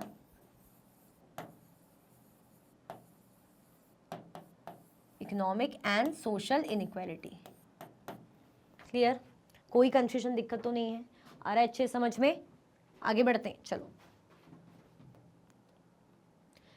Compare the life in Kerala and Ladakh in your own words. आपको जो केरला और लद्दाख में क्या लाइफ चलती थी, लोग कैसे जीते थे, क्या होता था, है ना, उनको आपको अपने शब्दों में क्या करना है, एक्सप्लेन करना है, कंपेयर करना है बेसिकली। तो हमने क्या देखा था कि केरला में तो लोग खेती बाड़ी करते हैं, मतलब हो जाती, राइस कल्टीवेट करते हैं, स्पाइसेस वगैरह रहता है, फिशिंग होती है, ठीक है, लैंड एरिया अच्छा है, मतलब कल्टीवेट फर्टाइल लैंड है। लेकिन लद्दाख की बात करें तो वहाँ पे एग्रीकल्चर बहुत ही मुश्किल से पॉसिबल हो पाता है, ठीक है। और क्या चीज़ देखी थी हमने, वहाँ पे क्या होता है, वहाँ पे जो है लोग एनिमल्स वगैरह हर्ट करते, पालते हैं, जैसे वो शीप हो गई, गोट हो गई, ये सब पालते हैं, ठीक है। जोग्राफिकल कंडीशन अलग रहती, तो यही बेसिकली हमें क्या करना है, कंपेयर करना है कि लोग कैसे क्या जिंदगी जीते हैं। Comparison of the life in Kerala and Ladakh is as follows. Comparison इस तरीके से भाई बताया गया है। Kerala located in the south west corner of India. Kerala कहाँ लोकेटेड है, साउथ वेस्ट कॉर्नर में। केरला कहाँ लोकेटेड है, साउथ वेस्ट कॉर्नर में, है ना। हमें क्या मिलेगा, साउथ वेस्ट कॉर्नर में, यानी इस तरफ, इस साइड वाली पोजीशन में है ना, साउथ है और ये वेस्ट का हिस्सा है, तो इस जगह पे हमें मिलता है Kerala. Ladakh is a desert in the mountains in eastern part of Jammu and Kashmir. Ladakh क्या है, लद्दाख हमें नॉर्थ साइड मिलता है, लद्दाख हमें नॉर्थ साइड मिलता है, एक तरीके का क्या है, लद्दाख डेजर्ट है ना, ये ध्यान रखना, एक रेगिस्तान है। अब आप बोलोगे मैम रेगिस्तान तो रेत वाला होता है, नहीं, ये कोल्ड डेजर्ट है, ठीक है। इसको क्या बोलते हैं, लद्दाख को कोल्ड डेजर्ट है। वो आप क्या करोगे, 7th में ज़्यादा अच्छे से पढ़ोगे, ठीक है, 7th में ज़्यादा अच्छे से पढ़ोगे। और ये कहाँ मिलेगा, जम्मू एंड कश्मीर के ईस्टर्न पार्ट में, ईस्टर्न पार्ट यानी ईस्ट वाले ये वाले हिस्से में। It is bounded by sea on one side and by mountain on other side, है ना। इसके एक साइड क्या रहेगा, सी रहेगा, और एक तरफ हमने देखा था ना भाई हिल माउंटेन, एक तरफ समुद्र है, जैसे एक तरफ यहाँ पे है ना, कौन सा सी है यहाँ पे, अरेबियन सी, है ना, एक तरफ समुद्र और एक तरफ माउंटेन है। यहाँ पे क्या, it is covered with the snow due to Himalayan range, और इसमें तो सिर्फ बर्फ ही बर्फ है, बर्फ ही बर्फ है। क्यों? क्योंकि हिमालयन रेंज में, हिमालयन रीजन में, है ना, वो वाली रेंजेस में आता है, तो वहाँ पे आएगा, तो वहाँ तो भाई हिमालय तो ठंडा है, फिर तो वहाँ क्या मिलती है, स्नो ही स्नो। ठीक है, चलो। Fertile land and abundant rainfall have resulted in the rice cultivation, जैसे अभी मैंने बताया था, यहाँ की ज़मीन कैसी है, बहुत ही उपजाऊ है ना, लैंड कैसा है, बहुत ही फर्टाइल लैंड है, एंड अबंडेंट रेनफॉल, और खूब बारिश भी होती है, अच्छी खासी भर भर के बारिश भी होती है, and abundant rainfall have resulted in the rice cultivation, जिसके कारण राइस कल्टीवेशन के लिए बहुत ही बढ़िया कंडीशन रहती है। ठीक है, तो ज़मीन कैसी, फर्टाइल लैंड, और बढ़िया अच्छी रेनफॉल होती है ना, जिसके कारण राइस कल्टीवेशन में के लिए बढ़िया कंडीशन रहती है। People here keep sheep in this region produce pashmina wool, यहाँ पे जो लोग होते हैं, इस एरिया के जो लोग होते हैं, वो क्या पालते हैं, वो भेड़ पालते हैं। ठीक है, इस एरिया के लोग, और यहाँ पे क्या रहता है, ये भेड़ क्या प्रोड्यूस करती है, pashmina wool. Fishing is main occupation here and probably people eat fish and rice, यहाँ पे फिशिंग मेन ऑक्यूपेशन है, क्योंकि हमने देखा ना, सी वाला एरिया, समुद्री एरिया, तो समुद्री एरिया वाले लोग जो रहते हैं ज़्यादा करके फिश पे बहुत डिपेंड रहते हैं, है ना, फिशिंग बहुत होती है ना, तो फिशिंग मेन ऑक्यूपेशन होता है, और लोग ज़्यादा करके यहाँ पे फिश और राइस, फिश वैसे ही मिल रही समुद्रों से, और राइस फिर वो कल्टिवेट कर ही रहे हैं। The people eat meat and milk products such as cheese and butter, यहाँ पे लोग मीट खाते हैं, जो ये जो जानवर वगैरह पालते हैं ना, तो मीट खा रहे हैं, या दूध वगैरह के जो प्रोडक्ट्स हैं, जैसे चीज़ बटर, ये सब करते हैं। तो दोनों में ही कितना अलग है चीज़ें, लोगों की लाइफ कितनी अलग है।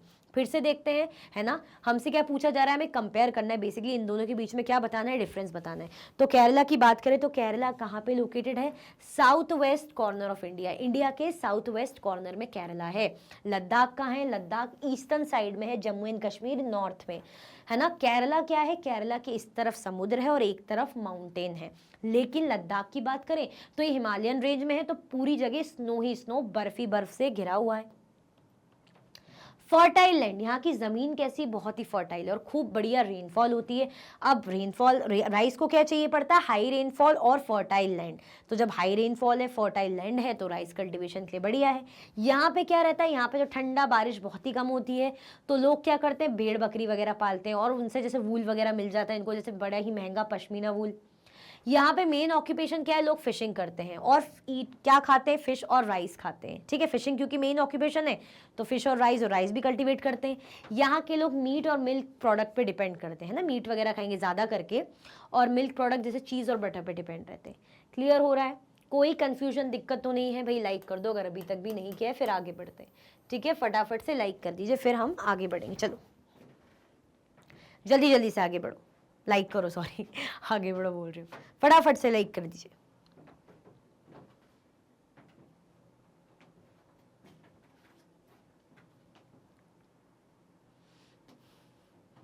चलो, Question 21. Do you think the term unity in diversity is an appropriate term to describe India? What do you think Nehru is trying to say about Indian unity in the sentence quoted above from this book, from his book, The Discovery of India? ये जो term है unity in diversity, ये एक बड़ा ही appropriate term है describe करने के लिए इंडिया को। मतलब अगर हम कह रहे हैं इंडिया, तो यानी हम कहेंगे यूनिटी इन डाइवर्सिटी। तो क्या ये सही है अगर हम इंडिया को यूनिटी इन डाइवर्सिटी कह रहे हैं, या यूनिटी इन डाइवर्सिटी को हम एग्जाम्पल दे रहे हैं इंडिया का, तो is it correct? What do you think, क्या सोचते हो आप इस बारे में, जो नेहरू जी कहना चाह रहे हैं ना इंडियन यूनिटी के बारे में, है ना, जो सेंटेंस उन्होंने ऊपर हमें बुक में आपने पढ़ा है, उनकी बुक है जो डिस्कवरी ऑफ इंडिया में दिया हुआ है। तो बताइए, यूनिटी इन डाइवर्सिटी क्या अप्रोप्रिएट टर्म है?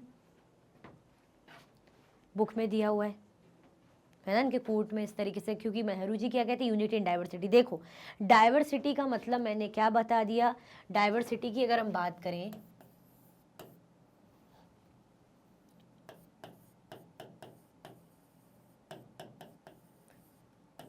क्या बोलते हैं हम डाइवर्सिटी को, वैरायटी। डाइवर्सिटी में आ जाती वैरायटी, मतलब क्या क्या चीजें इसमें इंक्लूड रहेगी वैरायटी में? Religion, region, language,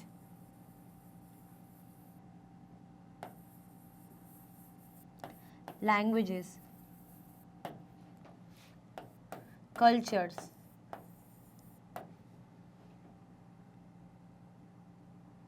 dishes, food habits, food लिख दो, है ना, या तो फूड लिख दो सिर्फ। और क्या, फूड के अलावा और क्या हो जाता है? लैंग्वेज हो गया, कल्चर हो गया, रीजन हो गया, रिलीजन हो गया, फूड हो गया, ड्रेस, ड्रेसिंग,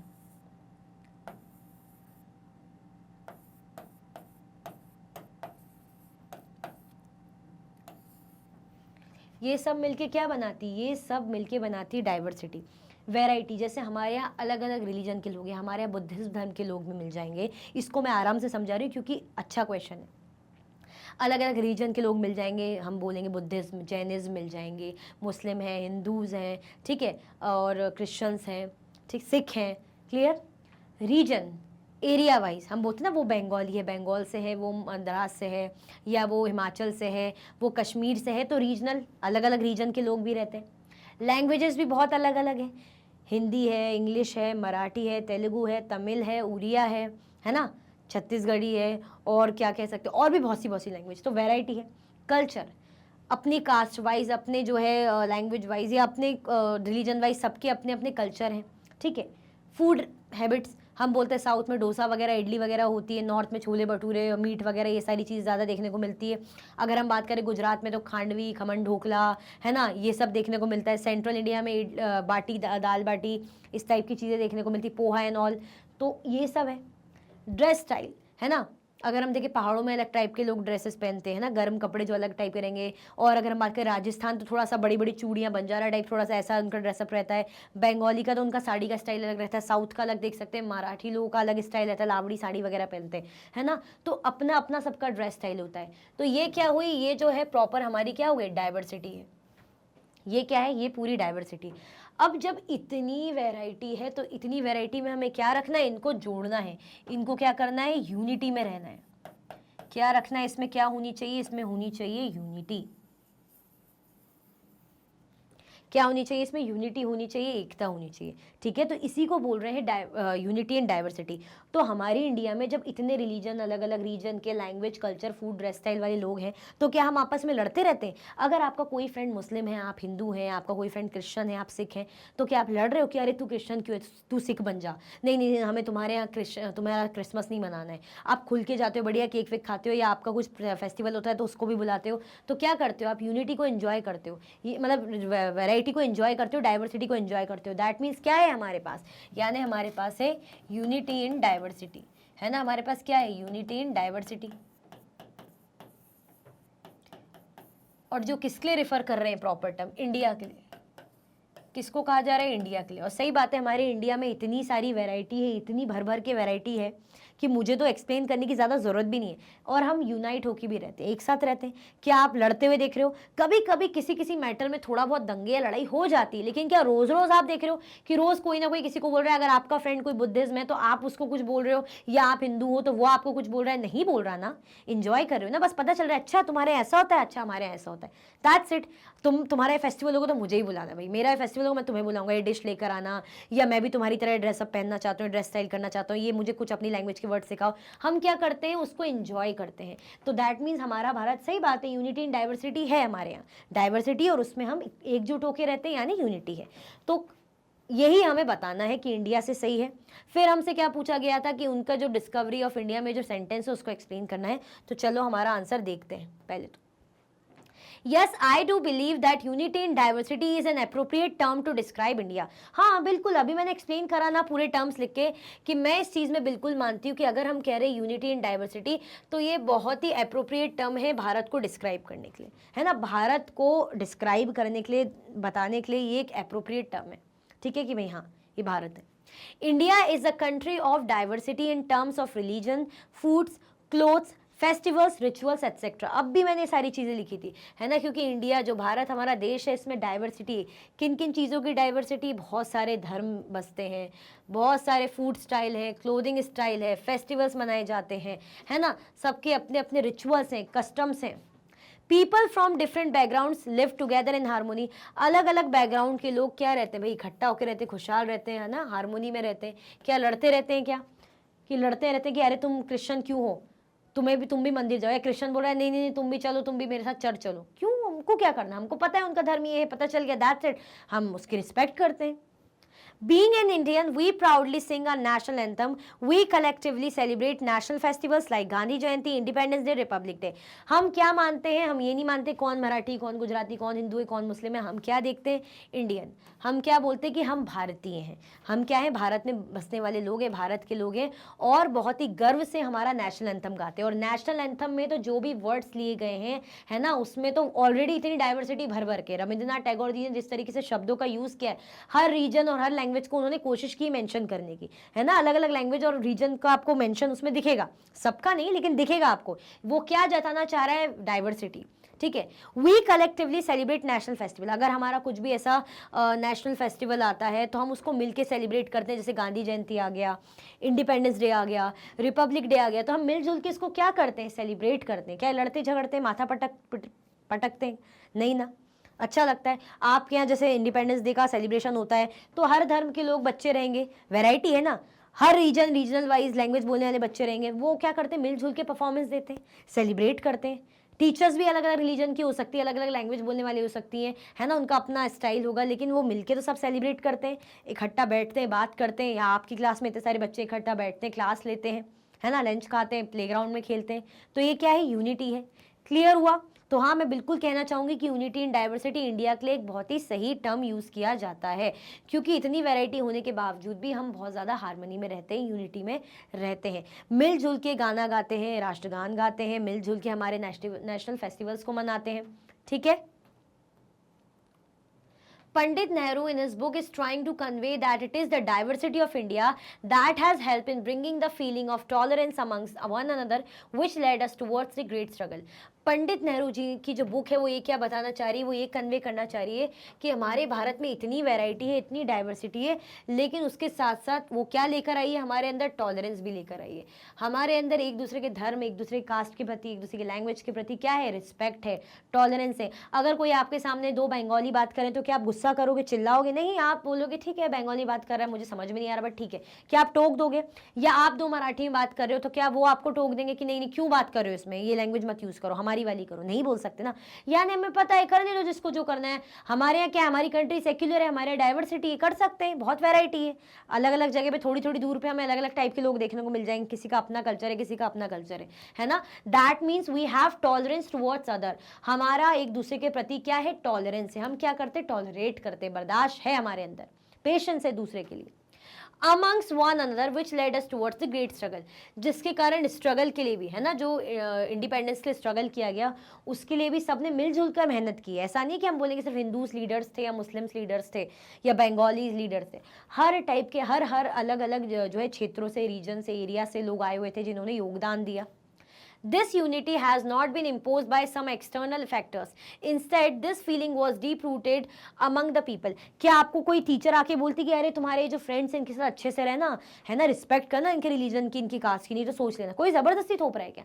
आपने अपने माता पिता को देखा, अपने आसपास देखा, आपको वो चीज़ ऑटोमेटिकली पता है, आपके अंदर वो चीज़, वो टॉलरेंस आ गई है ना। जैसे हम हमारे पेरेंट्स को देखते हैं, हम करेंगे तो हमारे बच्चे रहेंगे, वो देखेंगे, आपके बच्चे होंगे वो देखेंगे, या आप अभी बच्चे अपने पेरेंट्स को देखते हो तो क्या जलते हो एक दूसरे से? आपके अंदर क्या है, टॉलरेंस है। ठीक है, तो ये कोई ज़बरदस्ती थोपी नहीं गई है, ये कोई थोपी नहीं गई है, हमारे अंदर से ही आई है। ठीक है, कि आपको टीचर बोल रही कि अरे तुम्हारी क्लास में जो है एक बंगाली लड़का आने वाला है तो लड़ना नहीं, झगड़ना नहीं, है ना। टीचर यही बोलेगी कि भाई न्यू बच्चा है, उससे लड़ना झगड़ना नहीं, बात करना, यही बोलेंगे। ये तो नहीं बोलेगी बंगाली लड़का है तो ये हमारा मराठी स्कूल या मराठी लोग हैं तो तुम ऐसा ना हो कि उनको डोमिनेट करना या करना, ऐसा तो कुछ नहीं बोल रही। आप टीचर को ही पता है कि भाई ठीक है कोई भी कुछ भी कर सकता है, और आपको ही पता है कि हाँ ठीक है बंगाली हो तो क्या हुआ, थोड़ा सा अजीब अलग लगेगा एकदम से फर्स्ट तो कुछ दिनों में, फिर तो नॉर्मल हो ही जाती हैं चीज़ें, उसको भी आदत हो जाएगी, हमको भी हो जाएगी। दैट मीन्स हमारे अंदर क्या है, ये हमारे अंदर से फीलिंग आई है, हमें कोई थोप नहीं रहा है कि अरे नहीं नहीं यूनिटी में रहो। क्लियर? तो यही जवाहरलाल नेहरू अपनी बुक में बताना चाह रहे थे कि जैसे इंडिपेंडेंस के स्ट्रगल के लिए हम सब ने साथ आके मेहनत की है, काम किया है ना। हम किसी एक धर्म या किसी एक कास्ट को क्रेडिट दे ही नहीं सकते, क्योंकि सबका उसमें मिलके योगदान था, सबका मिलके उसमें कंट्रीब्यूशन था। साथ में ये जो टॉलरेंस है, ये जो यूनिटी है किसी ने ज़बरदस्ती भी नहीं थोपी है, ये हमारे अंदर थी, हमारे अंदर ऐसी फीलिंग्स थी दूसरों के लिए कि हमें रिस्पेक्ट करना है, ठीक है। तो क्लियर हुआ यूनिटी इन डाइवर्सिटी एंड जो डिस्कवरी ऑफ इंडिया में जो नेहरू जी का कहना है ना। तो हम इंडिया को अगर कहेंगे कि यूनिटी इन डाइवर्सिटी है तो बिल्कुल सही होगा, जैसे कि हम एक्सप्लेन अच्छे से मैं कर ही चुकी हूँ कि क्यों कहेंगे, वैरायटी है। क्लियर? चलो Question 22. Name 3 ways in which Sameer 1 and Sameer 2 were different. That these differences prevent them from becoming friends. अच्छा, आपको 3 जो है बताने हैं, वेज बताने हैं, है ना, जिन तरीकों से हम कह सकते हैं कि क्या समीर 1 और समीर 2 एक दूसरे से डिफरेंट हैं, है ना। 3 हमें बताने, जो हमें बुक में बताया गया है उसके अकॉर्डिंग कि समीर 1 और समीर 2 में डिफरेंस, और अगर इन दोनों में डिफरेंस था तो क्या इनके डिफरेंस होने के कारण ये लोग दोस्त नहीं बने, है ना। जैसे अगर मैं यहाँ पे लिखूं समीर 1 के बारे में और यहाँ पे लिखूं समीर 2 के बारे में,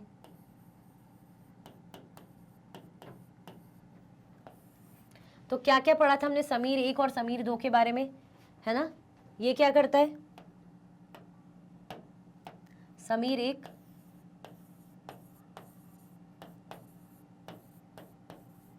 स्कूल जाता है, समीर 1 क्या करता है, स्कूल जाता है। समीर 2 क्या करता है, न्यूज़पेपर बेचता है, सेल्स न्यूज़पेपर, ठीक है। समीर 1 क्या करता है, कौन सी लैंग्वेज बोलता है वो, स्पीक्स इंग्लिश, इसको इंग्लिश आती है, स्कूल जाता है, स्पीक्स इंग्लिश।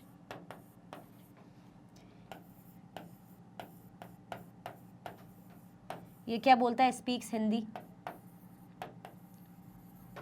रिलीजन वाइज बात करें तो समीर 1 क्या था, हिंदू,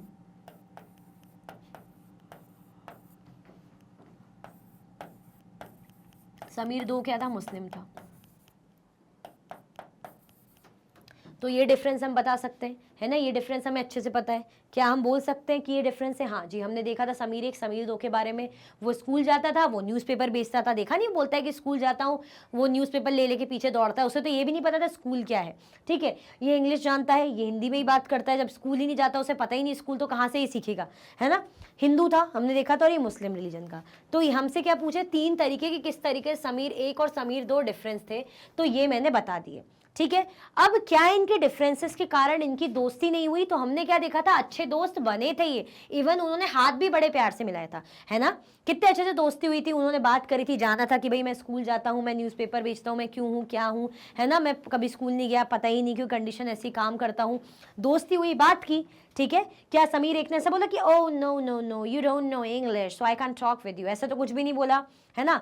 आई can make you my friend, ऐसा कुछ भी नहीं बोला, दोस्ती करी, अच्छे से समझा, क्लियर, हाँ बिल्कुल, बल्कि हाथ भी मिलाया। चलो, the 3 ways in which Sameer 1 and Sameer 2 different were. Religion, Sameer 1 क्या था, हिंदू था, वही जो अभी मैंने बताया, और समीर 2 क्या था, मुस्लिम था, है ना। इसको ज़्यादा एक्सप्लेन करने की जरूरत है ही नहीं, क्योंकि अभी मैंने बता दिया है। समीर 1, अगर एजुकेशन की बात करें तो समीर 1 स्कूल जाता था, उसको इंग्लिश आती थी, ठीक है। लेकिन समीर 2 की बात करें तो समीर 2 न्यूज़पेपर बेचता था और स्कूल कभी गया ही नहीं। सोशियो इकोनॉमिक स्टेटस, समाज और जो सामाजिक और आर्थिक स्थिति अगर हम बोले कैसी थी, तो समीर 1 जो था थोड़ा middle class well to do family से था, सब बढ़िया थे, है ना। लेकिन समीर 2 पुअर था, गरीब था। एक डिफरेंस ये भी हमें देखने को मिलेगा। No, this difference does not prevent them from becoming friends, they become friends and shook hands warmly.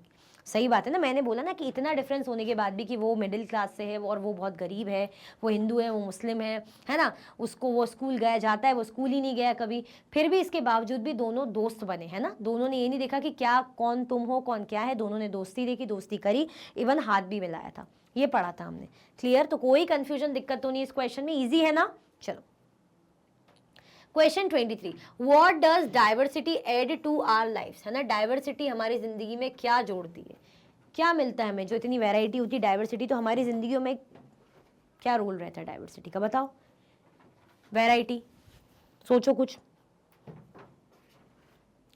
क्या फायदे रहते होंगे, क्या मिलता होगा हमें डाइवर्सिटी। डाइवर्सिटी का अगर हम मतलब देखें तो क्या करती है, वैरायटी मिलती है हमें, बहुत सी अलग अलग चीज़ें जानने को मिलती है ना, अलग अलग अप्रोच हम जानते हैं, अलग अलग पर्सपेक्टिव हमें जानने को मिलते हैं, वैरायटी मिलती है, ठीक है। चलो, Diversity refers to the differences that exist among people with regards to their social, cultural and ethnic backgrounds, है ना। Diversity का अगर मतलब देखें तो किस चीज़ को एक्सप्लेन करती है, that refers to the difference that exist among people, है ना। जो लोगों के बीच में डिफरेंस होते हैं, डिफरेंसेस होते हैं लोगों के बीच में, उनके सोशल, कल्चरल और एथनिक बैकग्राउंड में, उनके सामाजिक बैकग्राउंड में, है ना, उनके कल्चरल बैकग्राउंड में, एथनिक बैकग्राउंड में जो डिफरेंस हमें देखने को मिलते हैं वो रहते हैं यहाँ पे डाइवर्सिटी, है ना। मैंने अभी एक्सप्लेन किया था ना डाइवर्सिटी में क्या क्या आ जाती है। डाइवर्सिटी में आपकी लैंग्वेज आ जाएगी, अलग अलग रिलीजन आ जाएंगे, रीजन्स आ जाएंगे, कस्टम्स आ जाएंगे, ट्रेडिशंस आ जाएंगे, कल्चर आ जाएंगे, फूड स्टाइल आ जाएगी, क्लोथिंग स्टाइल आ जाएगी, बहुत सारी चीज़ें आएंगी, यानी social status, cultural, ethnic background, इतनी सारी वैरायटी होती है, इसे हम डाइवर्सिटी कहते हैं। These differences include race, gender, age, religion, language and socio-economic status. अब ये differences क्या जोड़ते हैं, ये जोड़ते हैं रेस, जेंडर, है ना, एज हो गया, रिलीजन हो गया, लैंग्वेज हो गया, सोशियो इकोनॉमिक स्टेटस, ये सारी चीज़ें। Diversity is an essential aspect of life. हमारी ज़िंदगी का डाइवर्सिटी एक बहुत ही महत्वपूर्ण आस्पेक्ट है ना। हमारी ज़िंदगियों के लिए डाइवर्सिटी क्या है, एक बहुत ही ज़रूरी आस्पेक्ट है। And it add several benefits to our life, और हमारी ज़िंदगियों में बहुत ज़्यादा बेनिफिट्स को भी जोड़ता है, विच आर एक्सप्लेन बिलो, जो इस तरीके से एक्सप्लेन्ड है ना। अगर हम बोलेंगे डाइवर्सिटी है, वेराइटी है, अलग अलग, तो कहीं लड़ाई झगड़ा ना होता हो, है ना, क्योस ना होता हो, तो नहीं, ऐसा कुछ भी नहीं है, बल्कि ये तो हमारी ज़िंदगी में एक इंपॉर्टेंट रोल प्ले करता है। जैसे एक्सपोजर टू डिफरेंट पर्सपेक्टिव्स, मैंने बताया ना, अलग अलग टाइप के लोगों से मिलेंगे तो अलग अलग पर्सपेक्टिव हमें जानने को मिलेंगे, सोच विचार जानने को मिलेंगे, विजन जानने को मिलेंगे। When people from different backgrounds come together they bring them there unique experiences and view point, है ना। जब लोग होते हैं अलग अलग बैकग्राउंड के साथ आते हैं, इकट्ठा होते हैं, वो क्या लेके आते हैं अपने साथ, अपने बहुत ही यूनिक एक्सपीरियंसेस, है ना, अपने अलग अलग व्यू पॉइंट्स मिलते हैं, अपना तौर तरीका होता है, अपने व्यू पॉइंट्स उनके होते हैं, अपने खुद के एक्सपीरियंसेस जो उन्होंने फेस करे होते हैं वो देखा होता है, विच एनरिच आर लाइवलीहुड्स। अब जब इतनी वैरायटी हमें मिलेगी कि अच्छा तुम्हारे यहाँ ऐसा होता है, अच्छा अच्छा अच्छा इसका ये तरीका है तो मुझे पता ही नहीं था, अच्छा इस डिश को ऐसे बनाया जाता है, वाह यार मज़ा आ गया, अच्छा तुम लोग इसको इस तरीके से करते हो तो बड़ा फ़ायदा दे रहा है। हमें क्या मिल गई, वैरायटी मिल गई कि अरे देखो हमारे पहाड़ों में ना ऐसा ऐसा होता है तो हमारा ये तरीका, अच्छा हमारे साउथ में इस चीज़ का ये उपयोग यूज़ होता है तो इससे हेल्थ के लिए सही रहता है, ठंडी नहीं लगती या गर्मी नहीं लगती या हाथ पैर नहीं दुखते, जो भी चीज़ है पता चल जाता है वैरायटी, क्योंकि उनका तरीका हमें पता चल गया तो ये हमारे फ़ायदे का है। ठीक है, तो अलग अलग पर्सपेक्टिव एक्सपीरियंसेस हमें मिलते हैं, है ना, अलग अलग एंगल से हमें चीज़ों को समझने में मदद होती है ना, जो हमारी लाइफ को क्या करता है, एनरिच करता है, बढ़िया करता है, क्योंकि वैरायटी कभी बुरी नहीं होती, अच्छी लगती है। जैसे हम बोलते हैं ना कि अरे यार आज ये ऑप्शन काम नहीं करा तो फिर दूसरा सोचते हैं, अगर ये काम नहीं आया तो फिर दूसरा सोचेंगे, यार कुछ ना कुछ तो सोचना पड़ेगा, यही हम बोलते हैं। ठीक है, तो हमें क्या मिलती है, हमें वैरायटी मिलती है। क्लियर हुआ, कोई कंफ्यूजन दिक्कत तो नहीं। तो हमें क्या देखने को मिलता है, इसके कारण डिफरेंट पर्सपेक्टिव हम जान पाते हैं, है ना, डिफरेंट विजन। क्लियर हुआ, कोई कंफ्यूजन दिक्कत तो नहीं। हमें क्या बोला जा रहा है, डाइवर्सिटी हमारी जिंदगी में जोड़ती क्या है, डाइवर्सिटी का मीनिंग देख लिया, तो एक फायदा क्या दे रही है, अलग अलग पर्सपेक्टिव। ठीक है, चलो कल्चरल अंडरस्टैंडिंग एंड एक्सेप्टेंस। अब जब हम इतनी वैरायटी देख रहे होते हैं, इतनी अलग अलग चीज़ें देख रहे होते हैं, तो हमें क्या समझ में आता है कि भाई हाँ इनका अपना कल्चर है, हम उसको क्या करते हैं, एक्सेप्ट करते हैं। ऐसा तो है नहीं कि लड़ रहे हैं या चिढ़ रहे हैं, एक्सेप्ट करते हैं उसको, और क्या करते हैं, समझते हैं। अंडरस्टैंडिंग आती है और समझदारी आती है कि अच्छा तुम लोग क्या ये फेस्टिवल मनाया जाता है, अच्छा तुम लोग क्या ऐसा पहनते हैं, ये भाषा बोलते हैं, इस वर्ड को ये बोला जाता है, तो क्या आप चिढ़ रहे हो, आप क्या हो, टॉलरेबल हो, आपने उस चीज़ को एक्सेप्ट करा कि भाई हाँ वो भी यहाँ रहते हैं, हमारी कंट्री तो सेक्युलर कंट्री है, डाइवर्स कंट्री है, तो हम उसको इन्जॉय करते हैं, एक्सेप्ट करते हैं। ठीक है, समझते हैं, अंडरस्टैंड करते हैं। Diversity also helps us develop a better understanding and acceptance of different culture. Diversity क्या करती है, हमारे अंदर जो है अंडरस्टैंडिंग, समझदारी को इन्वॉल्व करती है, डेवलप करती है। ठीक है, और एक्सेप्टेंस को लाती है कि अलग अलग जो कल्चर है हमें उसे एक्सेप्ट करना है, हमें क्या करना है, उसकी रिस्पेक्ट करनी है, उसको मानना है। This understanding of different culture help us become more tolerant and open-minded individuals. अब ये जो अंडरस्टैंडिंग है ये हमें क्या बनाती है, अलग अलग कल्चर्स के लिए, है ना, और टॉलरेंट बनाती है, ओपन माइंडेड। अगर हम बोले थे कि अच्छा हाँ क्या ऐसा होता होगा, अब कोई है जो नैरो माइंडेड है वही बोलेगा ना कि अरे मुझे उससे बात नहीं करनी, वो तो अलग रिलीजन का है, मुझे उससे नहीं, मेरे को उसको दोस्त नहीं बनाना, या मैं उस औरत से बात नहीं करूँगी, वो तो अलग ही है ये वो।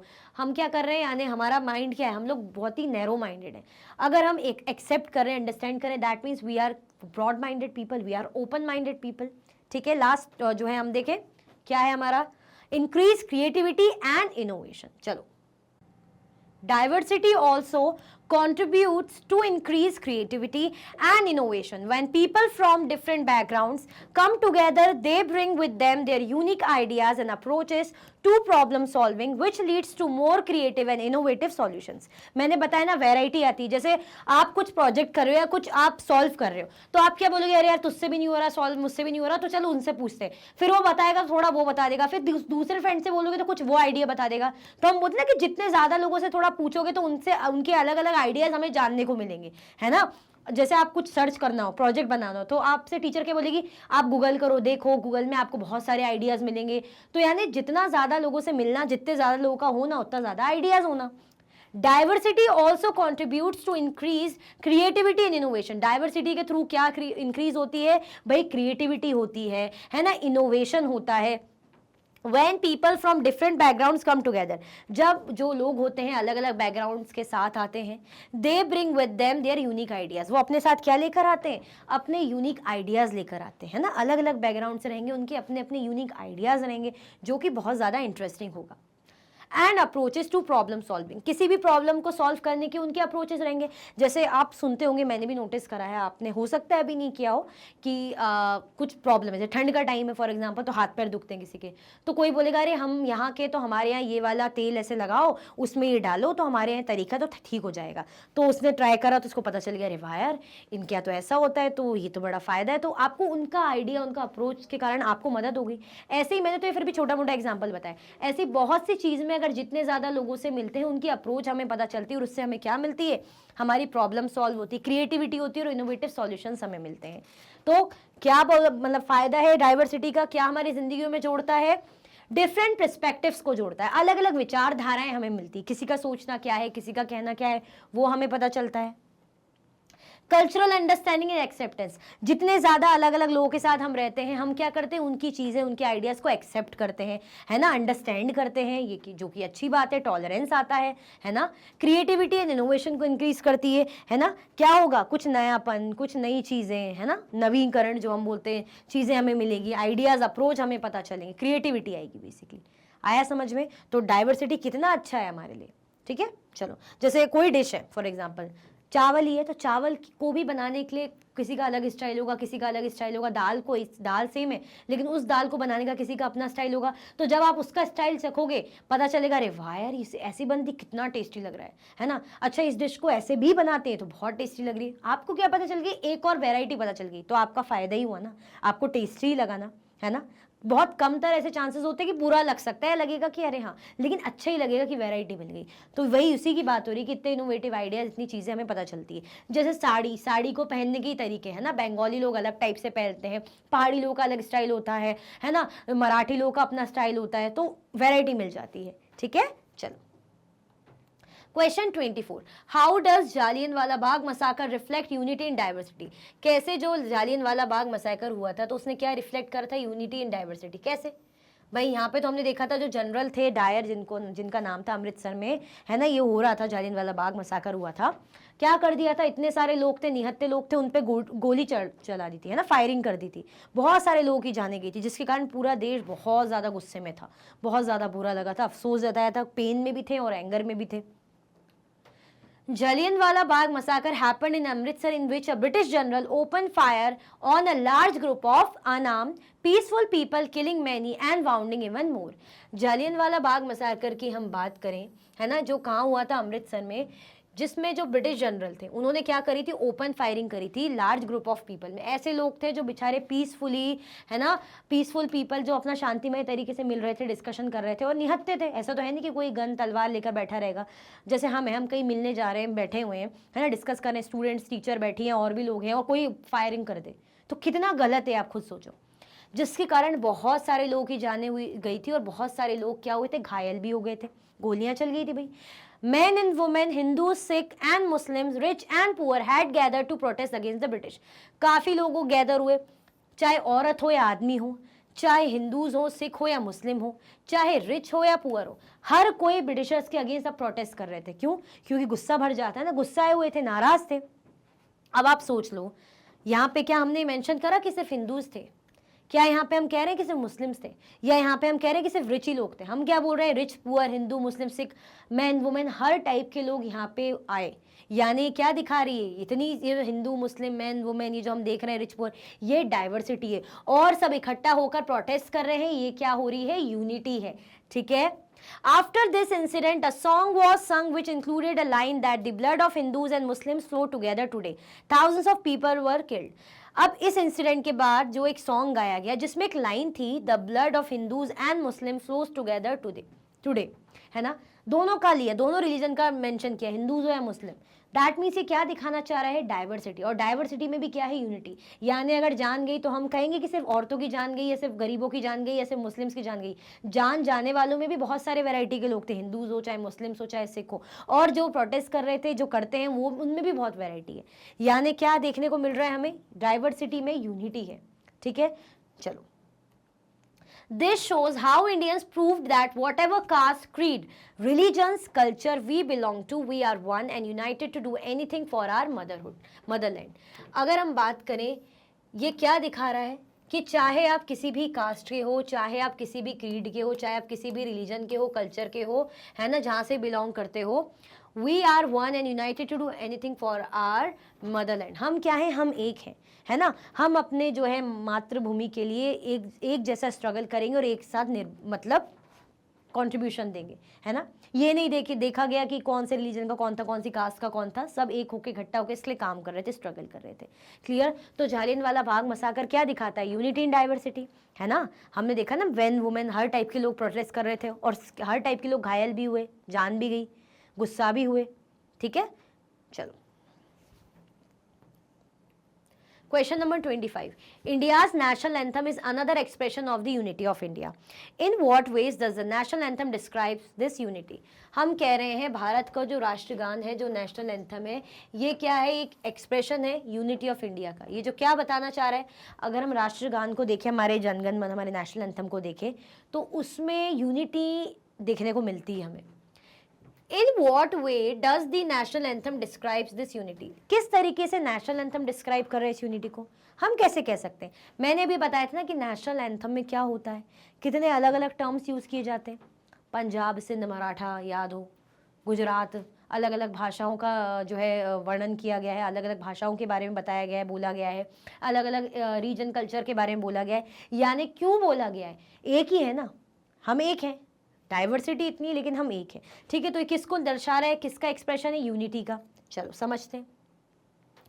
Indian national anthem is surely an expression of national unity in the following veg.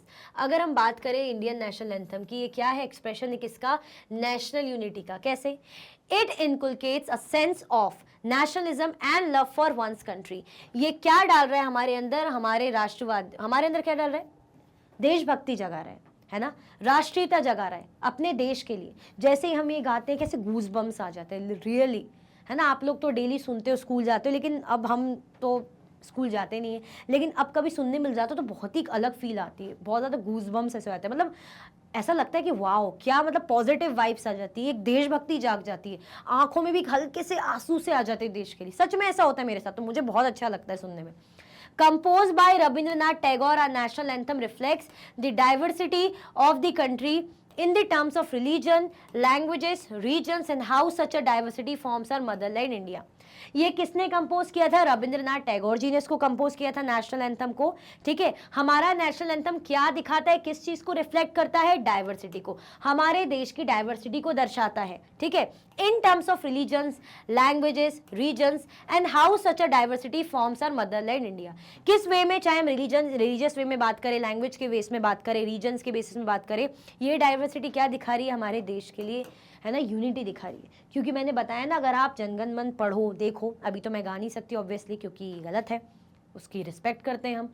आप पढ़ना सुनना तो उसमें ध्यान देना कि अलग अलग लैंग्वेजेस के बारे में, ऐसा नहीं कि सारी ही लैंग्वेज, लेकिन अलग अलग लैंग्वेज के बारे में मेंशन है, रीजन के बारे में मेंशन है। क्यों मेंशन है? क्योंकि हम दिखाना चाह रहे हैं कि यूनिटी है हमारे इंडिया में। ठीक है, चलो।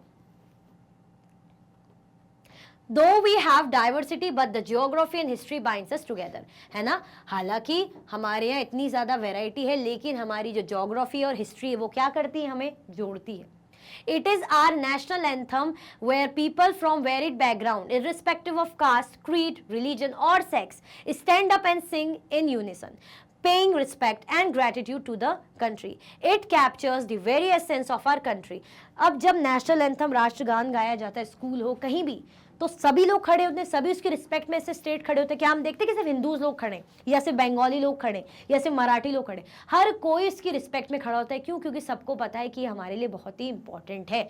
ठीक है, तो हमारा नेशनल एंथम ऐसा है जहाँ पे अलग अलग बैकग्राउंड के लोग, हम ये नहीं बोलते कोई किस कास्ट का है, किस जगह का है, रिलीजन का है ना, किस सेक्स का है, मेल हो फीमेल हो, वो क्या होता है, खड़े होते हैं और गाते हैं सब यूनिटी में, रिस्पेक्ट देते हैं और ग्रेटिट्यूड देते हैं कंट्री के लिए। ठीक है, आभार व्यक्त करते हैं। It captures the very essence of our country. ये हमारी कंट्री का क्या है, एक एसेंस है, ये हमारी कंट्री की एक बहुत ही खूबसूरत चीज़ है। ठीक है, तो इतनी वैरायटी होने के बाद भी हमारे अंदर क्या है, एक दूसरे के प्रति रिस्पेक्ट है, अंडरस्टैंडिंग है। क्लियर हुआ? तो इसीलिए हम कह सकते हैं कि हमारा जो राष्ट्रगान है वो किस चीज़ को बताना दर्शाता है, यूनिटी को। क्लियर?